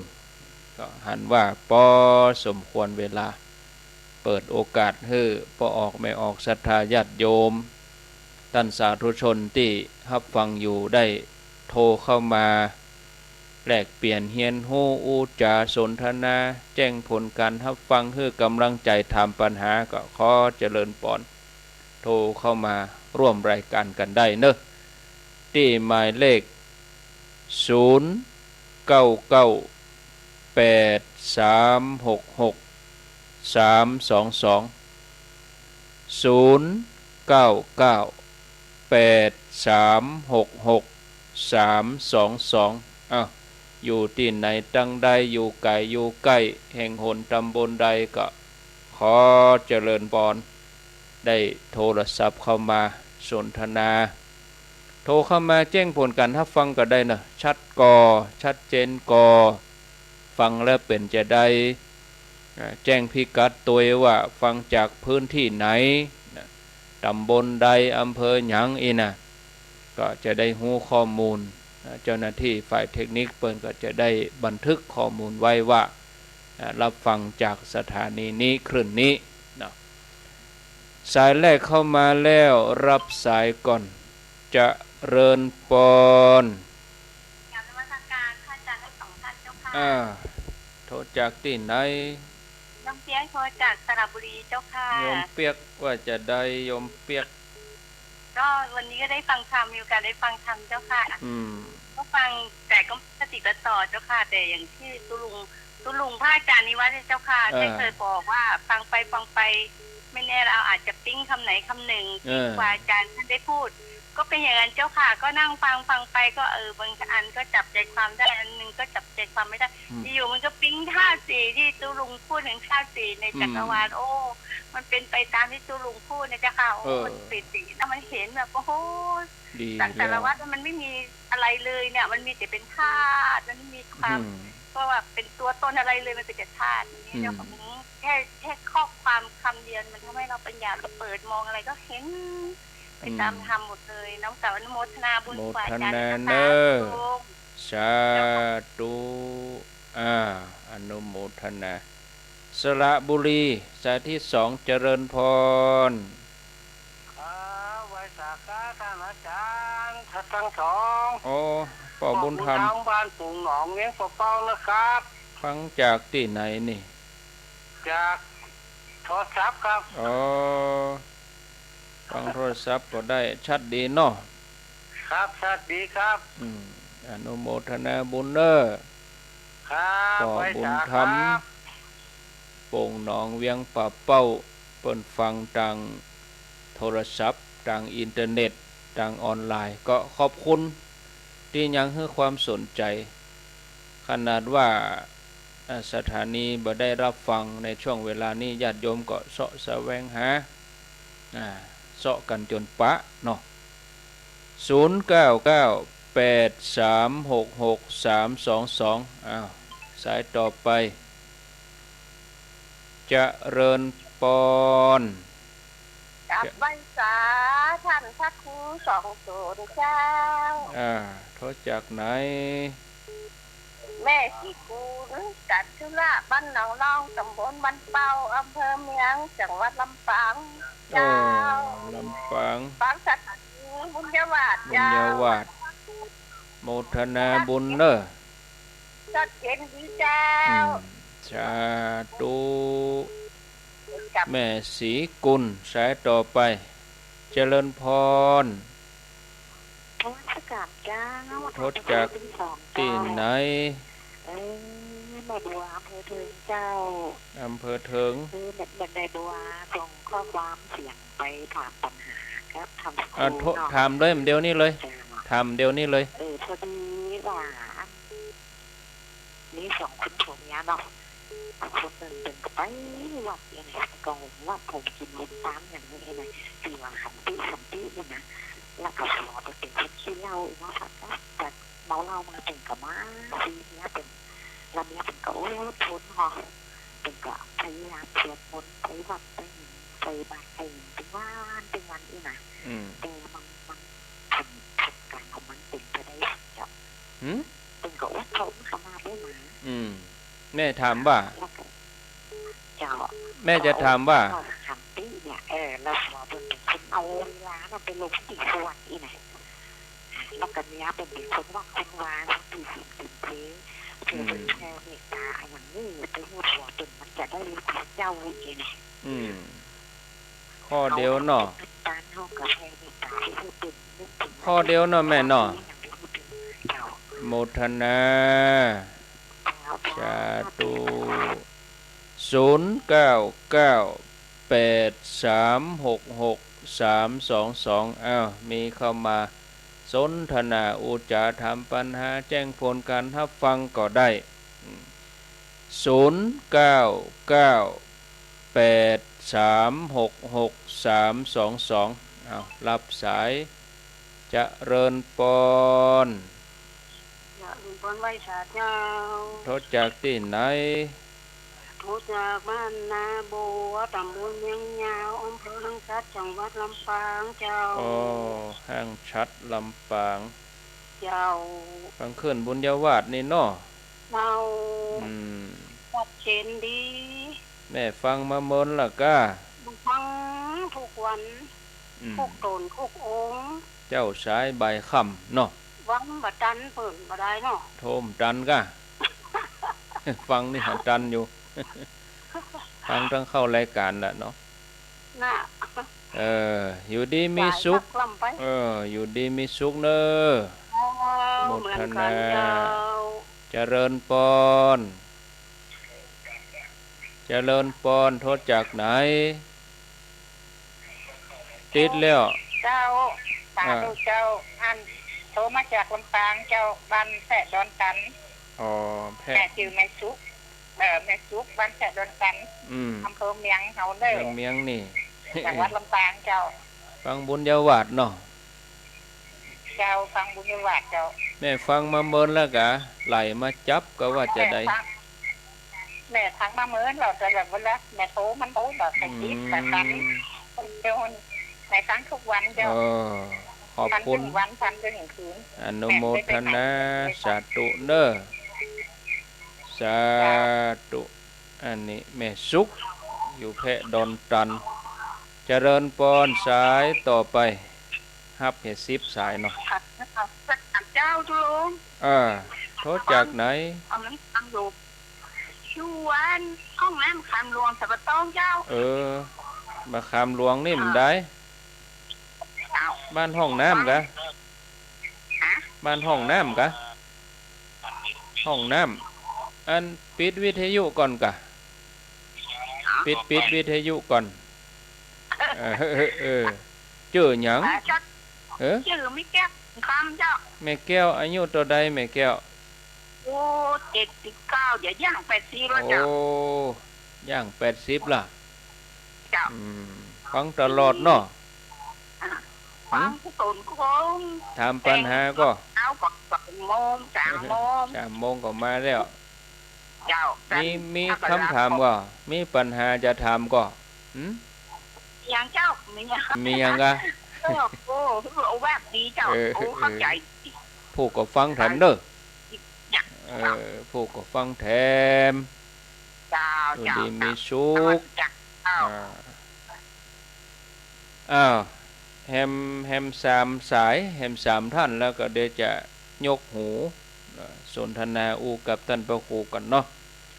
0998366322 16:40 4:40 ญาติโยมกำลังฟังรายการสาระธรรมยามแลงดำเนินรายการโดยอัตมภาพพระครูอภิวัฒนวิกรมวัดปากตังเจริญร่วมกับท่านพระครูสุเมธธรรมเสวีเจ้าวาดวัดม่อนฤาษีมาพบญาติโยมเป็นประจำทุกวันพุธกลางสัปดาห์เดือนไหนก็มาอยู่4 พุธสัปดาห์หนึ่งก็มาเหวันเนาะแต่รายการอื่นก็มีปกตินะญาติโยมบ่าย3 โมงถึง5 โมงแรงช่วงนี้เป็นช่วงของการเปิดสายโทรศัพท์ให้กับญาติโยมได้โทรมาจะเริญปอนเจ้าเจ้าท่านพระครูสององค์เจ้าโทษจากที่ไหนทำตับเต่าชัยประการเจ้าทำตับเต่าชัยประการเนาะเจ้าฝนตกก่อทั้งปุ่นกำลังขล่มจะขล่มตกหนักอ่ะท่านพระครูตกกับเจ้ามีฮะฝนทั้งเพมีเลยก็ท่านพระครูว่าเมื่อวันศุกร์ว่าตั้งแต่เมษาออกมานี่น้ำมันย้อยจิตใจคาก็น่ากันน้ำย้อยใจคาเลยอ่ะเขาถ้าอย่าเขาจัดงานแล้วเขาลืมปิ้นจะไข่นะดีไปเชาะพอก่อนดูใกล้มาอย่าไปตีนึกเขาปลูกเจ้าไข่ทั้งปีเนี่ยเขาจัดงานเบื่อฝนตกอ่ะลืมมาออกกะเนาะยังบอกหลวงพ่อว่าถ้าเราโยมบ้านเขาอันทำประสอนมาเตะเลยเนาะเดี๋ยวหลวงพ่อจึงจัดเฮือกะจัดเฮือเตะลงมาไหนละฮะมาตั้งได้เตะสักกามมาก่อนแล้วฝนมาแล้วโชคดีเนอะใช้ประการแฮม2 ท่านแฮม2 สายแฮม2 สายสุดท้ายก็เดี๋ยวจะยกหูละอยู่ที่ไหนตั้งใดอยู่แห่งหนตำบลใดก็ขอเจริญพรเลยที่หมายเลข0998366322โทรเข้ามาอูจาสนทนาแจ้งผลการรับฟังโทรมาให้กำลังใจก็ได้เนอะญาติโยมรับสายเจริญพรไหว้สาเจ้าท่านพระคุณเจ้าทั้ง2 ลูก 2 องค์เจ้าโทษจากที่ไหนต่อหินสีบัวบานเจ้าสีบัวบานละปูนนี่เนาะเจ้าจำได้อยู่ก้าจำได้อยู่เนาะได้กะฝนมาตกเลยเจ้าท่านมีเลยตั้งปีใหม่มานี่น่ะสวดไปสวดมาแต่ว่าเป่าหินเจอซึกนักเลยเจ้าลมหลวงกะบ่เฮ็บตัวเนาะบ่เฮ็บบ่มีเจ้ามีกระฝนเจ้าเพิ่นมารดน้ำพระธาตุน่ะกะเจ้าแม่นเจ้าแต่ว่าน่ะในวัดพระธาตุสำตกนักมาเด้อโอ้เพิ่นมาสละสลงพระธาตุเจ้าเนาะเจ้าทำให้หมอกควันเบาบางหายไปเจ้ายินดีเด้อเจ้าโทษเป็นกำลังใจทั้ง2 ท่านนะเจ้าสายสุดท้ายญาติโยมสีบัวบานนี่อยู่ละปูนปุ่นจังบ้านม้าสีบัวบานเนาะจังจำบอนสีบัวบานบนกะ0998366322มีก็ถ้ามีจะยกหูแล้วก็จะมาทวนสายแล้วก็ถามปัญหาที่ศรัทธาเปิ้นโทรมาตะกี้มีอาตมาก็จะปิดโทรศัพท์แล้วนะถ้าปิดแล้วก็โทรติดแล้วเนอะญาติโยมเนอะปิดโทรศัพท์ก่อนเนาะปิดโทรศัพท์เรียบร้อยแล้วก็มาทวนสายมี9 สายที่1โยมเปียกอยู่สระบุรีติดตามรับฟังตั้งแต่3 โมงแล้วสายที่2ป่อบุญธรรมสังคำฟั่นเวียงป่าเป้าสายที่3กะแม่สีกุลตันธุระหนองล่องลำปาง สายที่4แม่บัวอำเภอเทิงสายที่5ห้างชัดลำปางฝั่งบุญยวาทวิหารสายที่6ก็แม่สุกแพะดอนตันลำปางสายที่7บ้านห้องน้ำบะขามหลวงสันปะตอง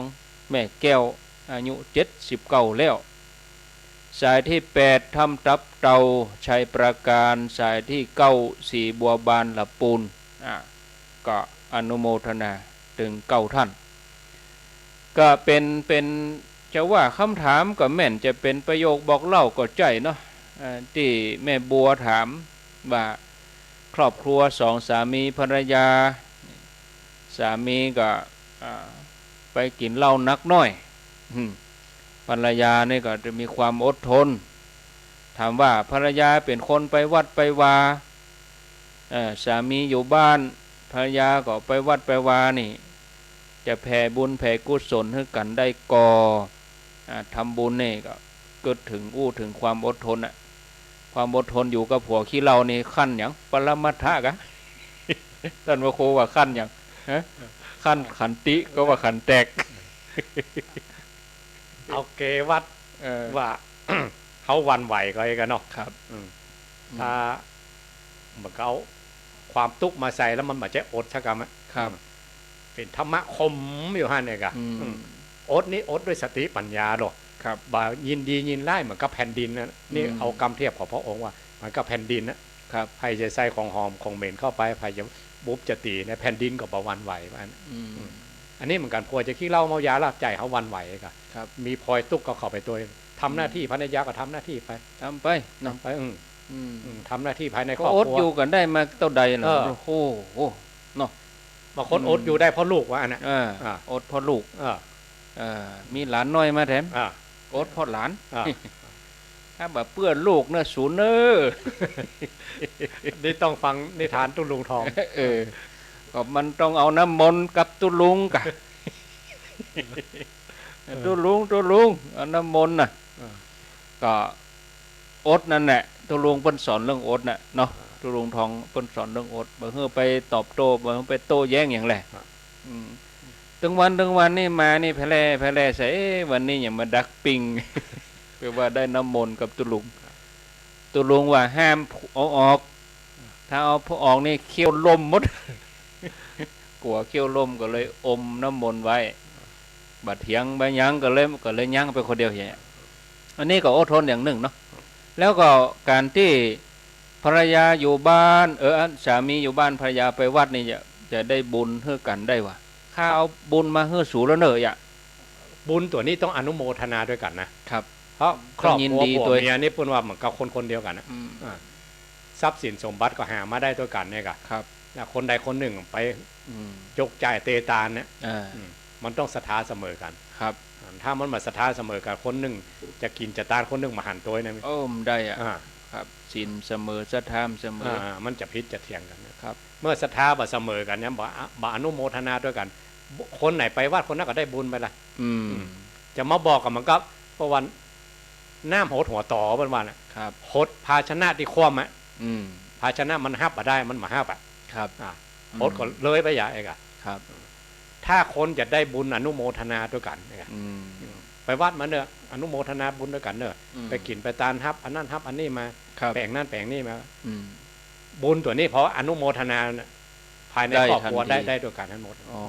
ครับถ้าว่าภรรยาลูกวัดมาแล้วมาจุมานั่งนี่ข้าจะบอกตัวเจ้าอันนี้นี่ยังไงมาเนี่ยถ้าอย่างนี้นี่วงแตกเลยเนาะต้องอนุโมทนาด้วยกันคนหัวดำเหมือนกันเพราะนะมุขบ้านลายมันบาดเจือกันครับอันนั้นก็ต้องอนุโมทนาด้วยกันอย่างท่านพระครูว่าน่ะเนาะภรรยาทำไปสามีก็อนุโมทนาบุญด้วยเหรอบางคู่นี่เพิ่นไปด้วยกันน่ะไปกินไปตันไปที่ไหนจวนกันไปแล้วก็ผู้เป็นภรรยาก็เอาความดีเข้าสู้วันนี้เปิ้นบาหันคุณค่าบาหันประโยชน์เขาก็ทำไปแล้วเมินไปจิตใจเขาจะอ่อนไปเองเนาะปล่อยโน้มน้าวกันขอแทรกหน่อยเนาะครับ5ตำราของหลวงพ่อจรัญวัด ป่าอัมพวัน เรื่องนึงครับเรื่องเกี่ยวกับครอบครัวเนี่ยผัวบดีลูกบดีนะเสี่ยงยังเนาะเสี่ยงยังเปิ้นมีวิธีสวดมนต์แผ่เมตตามุ่งมั่นในการทำความดีอีกอ่ะครับแล้วก็ไปดูคลิปของวัดพระธรรมกายครับอันบางคนผัวขี้เล่าลูกขี้เล่านะสับป้าอันตึมบัดเจือบัดซัดท้ายอย่างนั้นตุกเสี่ยงยังตุกเสี่ยงยังตุกใจเสี่ยงยังเนาะบางคนภรรยากับลูกเนี่ยโอ้มีความอดทนเนี่ยนะครับเอาจนผัวเขาว่าได้เองอ่ะดกขนาดนั้นเลยโดนทั้งโดนว่าโดนด่าสับป้าอ่ะครับโอ้ในที่คุณงามความดีที่เขาทำชนะได้มีหลายเรื่องที่เพื่อนเอามาลงเนี่ยนะโดยเฉพาะอย่างที่บอกของหลวงพ่อจรัญเนาะวัดป่าอัมพวันสิงห์บุรีนะไปอ่านเด้อโอ้หนังสือเป็นเล่มๆอ่ะเล่มใหญ่ๆนะโดยเฉพาะคนชั่วทั้งหลายคนบัดนี้สุดๆมีหันหมดอ่ะแล้วก็ธรรมก็มีหลักธรรมประกอบสำหรับสามีภรรยาในเปิ้นเอาคารวะธรรมก็มีอดทนอยู่ในหันเนาะสัจจะธรรมะขันติจาคะรับบำเพ็ญหมู่นี้เป็นอริยทรัพย์นะเอาไปได้โดยบำเหมือนทรัพย์อย่างอื่นนะครับทรัพย์เรื่องขันติเรื่องวิริยะเรื่องปัญญาอย่างหมดเนี่ยครับเป็นทรัพย์ที่เอาไปตัวได้ครับเป็นของเขาแท้ๆเลยนะครับไม่ใช่ทรัพย์แบบโลกอ่ะนาสุดเจนหูเจนตาบ้านใหญ่ขลึงขลังรถกี่การนั่นเป็นของโลกว่าเอาไปตัวไปได้ครับไม่ใช่ของแท้อีกเป็นปัจจัยเครื่องอาศัยให้อยู่สะดวกสบายในโลกนี้เท่านั้นครับแต่ที่ไปได้หมู่เนี่ยหมู่บารมีกับตัวเก่าที่บำเพ็ญเนี่ยเขาอดได้หมกได้อีกใจเขาเหมือนแผ่นดินไงอีกครับเอากรรมอุปมาที่พระองค์บอกว่าอย่างศรัทธาเขาฟังถึง2 ชั่วโมงนี่ก็ขันติเหมือนกันนั่นนี่เนาะอยู่กันตั้งแต่ชั่วโมงแรกบ่าย3เนาะเดี๋ยวนี้ครั้งแถม10 นาทีเขาก็จะได้ล่ำลากันศรัทธาเขาก็อดทนเหมือนกันนะนี่ขันติก็ได้นะวิริยะก็ได้นะได้ปัญญาก็ได้ฮะมันรวมอยู่ในให้หรอครับอากาศร้อนๆเหือปู้เหือปังกันได้เศษโทเมโทฮะอันนี้อุปปารามีนะครับอดทนฟังกันจนจบรายการนี่เนาะอนุโมทนาบุญตุยครับนิมนต์ครับอาจารย์ท่านพระครูมีอย่างจะสนทนามีอย่างประชาสัมพันธ์กับเดียวแห่ม9 นาทีสุดท้ายนี่ครับขอนิมนต์ครับทวนเนี่ยหน่อยเนาะครับว่าบารมี10อย่างเนี่ยเป็นอริยทรัพย์เป็นสิ่งที่เขาควรจะทำเมื่อเกิดขึ้นมีควรจะบำเพ็ญกันนี่ครับอันเป็นที่เปิ้งเป็นที่เลือกเป็นปาไถยังถ้าเขาเอาบาจ้างหรือว่าเขาบอกว่าบารมีแต่ละตัวมันความหมายเป็นอะไรดูความอุปมาของพระองค์ที่พระองค์อุปมาไว้ทานบารมีเหมือนกับภาชนะที่ความศีลบารมีเหมือนกับจามารีของคนเนคขมะบารมีเหมือนคนติดคุกติดคอกอยากจะออกจากคุกจากคอกปัญญาบารมีเหมือนกับพระเจ้ากุมบาทขันติบารมีเหมือนกับแผ่นดินวิริยะบารมีเหมือนกับจามารีของคนวิริยะก่อนเนาะวิริยะเหมือนจามารีของคนขันติบารมีเหมือนกับแผ่นดินสัจจะบารมีเนี่ยเขาไปถึงแต่ว่าไปก่อนนะว่าวัดพุทธนาให้มาเล่าการฟังเหมือนกับจักรราศีดวงดาวบนท้องฟ้าอย่าปรับเปลี่ยนเลยค่ะจะเดินวงโคจรของมันแน่นอนอธิษฐานเหมือนแผ่นดิน2 อย่างเมตตาอธิษฐานบนภูเขาดอยนั้นอยู่อย่างนั้นตั้งงานนะครับบอกเปลี่ยนเมตตามันกับสระน้ำใหญ่ๆไปอย่าไปกินก็เย็นชุ่มใจหมดอุเบกขาเหมือนแผ่นดินขันติกับอุเบกขานี้เทียบเหมือนแผ่นดินอย่างเดียวกันศรัทธาเขาลองโอปนัสอีโกย้อนเข้ามาตัวเก่าว่าใน10 อย่างเนี่ยกำลังใจของเขามากน้อยเพียงไรเขาได้ทำเหมือนกับที่พระองค์บอกไว้ก่อนว่าสิ่งมูนี้เป็นสิ่งที่ต้องสั่งสมจะเป็นกำลังนะศรัทธาเป็นกำลังต่อไปตั้งหน้าที่เขาเคยได้ยินนะว่าโอ้เปิ้นสร้างบุญสร้างบารมีมานักเนาะสร้างบุญสร้างคือสร้างอย่างสร้างหมู่นี่แหละครูบาอาจารย์ท่านผู้เฒ่าทั้งหลายเปิ้นสร้างอย่างเปิ้นก็สร้างหมู่นี่แหละโพธิสัตว์เจ้าเปิ้นสร้างอย่างเปิ้นก็สร้างหมู่นี่แหละท้ายที่สุดแล้วหมู่นี้จะเป็นกำลังจะทำให้เกิดมรรคญาณเป็นสติปัญญาความรู้ความพ้นอันนั้นมันเรื่องของที่เปิ้นเต็มแล้ว อย่างพวกเราทั้งหลายมันก็นับหนึ่งใหม่เนาะอุปมาเทียบว่ามันกับตังน้ำใส่แท่งอ่ะใส่กำคู่กันอย่างผมว่ามันก็บาเตมันก็เพราะว่าเขาบาได้สั่งสมมาก่อนเขาบาได้ทำมาก่อนถ้าเขาบาทำแบบเดียวนี้ชีวิตเขาก็ล่วงเลยไปเท่าแก่มาถึงวันเขาบ่เอาวันนี้วันพูกให้เอาวันใดเนาะบึดก่อนยามก่อนไปมันก็อย่าล่วงเลยไปเอาท้ายที่สุดมาก็พอไปตะลุกตั้งหลานให้ลูกหลานมันทำมันก็บาใจละแล้วเขาก็กินแน่ว่าชีวิตล่วงเลยไปเขาชีวิตเขาผ่านมาได้อย่างใดน้อโดยไปสร้างอย่างว่ากับตกเก่าสักน้อยสร้างอย่างมาสปะสเปดตั้งโลกก็สร้างมานักแล้วเนาะมาสร้าง10อย่างนี้ที่พระองค์บอกไว้ว่าจะเป็นปาเถยยังจะเป็นกำลังจะเป็นบุญเป็นบารมีเป็นความดีความงามของตัวเก่าบันนอกรักบันนี่รักบักเกินรักที่พระองค์ไว้บอกไว้มีแบบมีแผนศิษย์มีครูเนาะที่พระองค์บอกไว้ก็พอสมควรแก่เวลาวันพุธนี้เนาะสัพพพุทธานุภาเวนะโดยอนุภาพของพระพุทธเจ้าสัพพธรรมานุภาเวนะโดยอนุภาพของพระธรรมเจ้าสัพพสังฆานุภาเวนะโดยอนุภาพของพระสงฆ์เจ้าสัทธาโสถีพระวันตุเตก็ขอความสุขสวัสดีทั้งหลายจงมีแก่คณะสัทธาท่านผู้ชมท่านผู้ฟังทุกคนเทอญ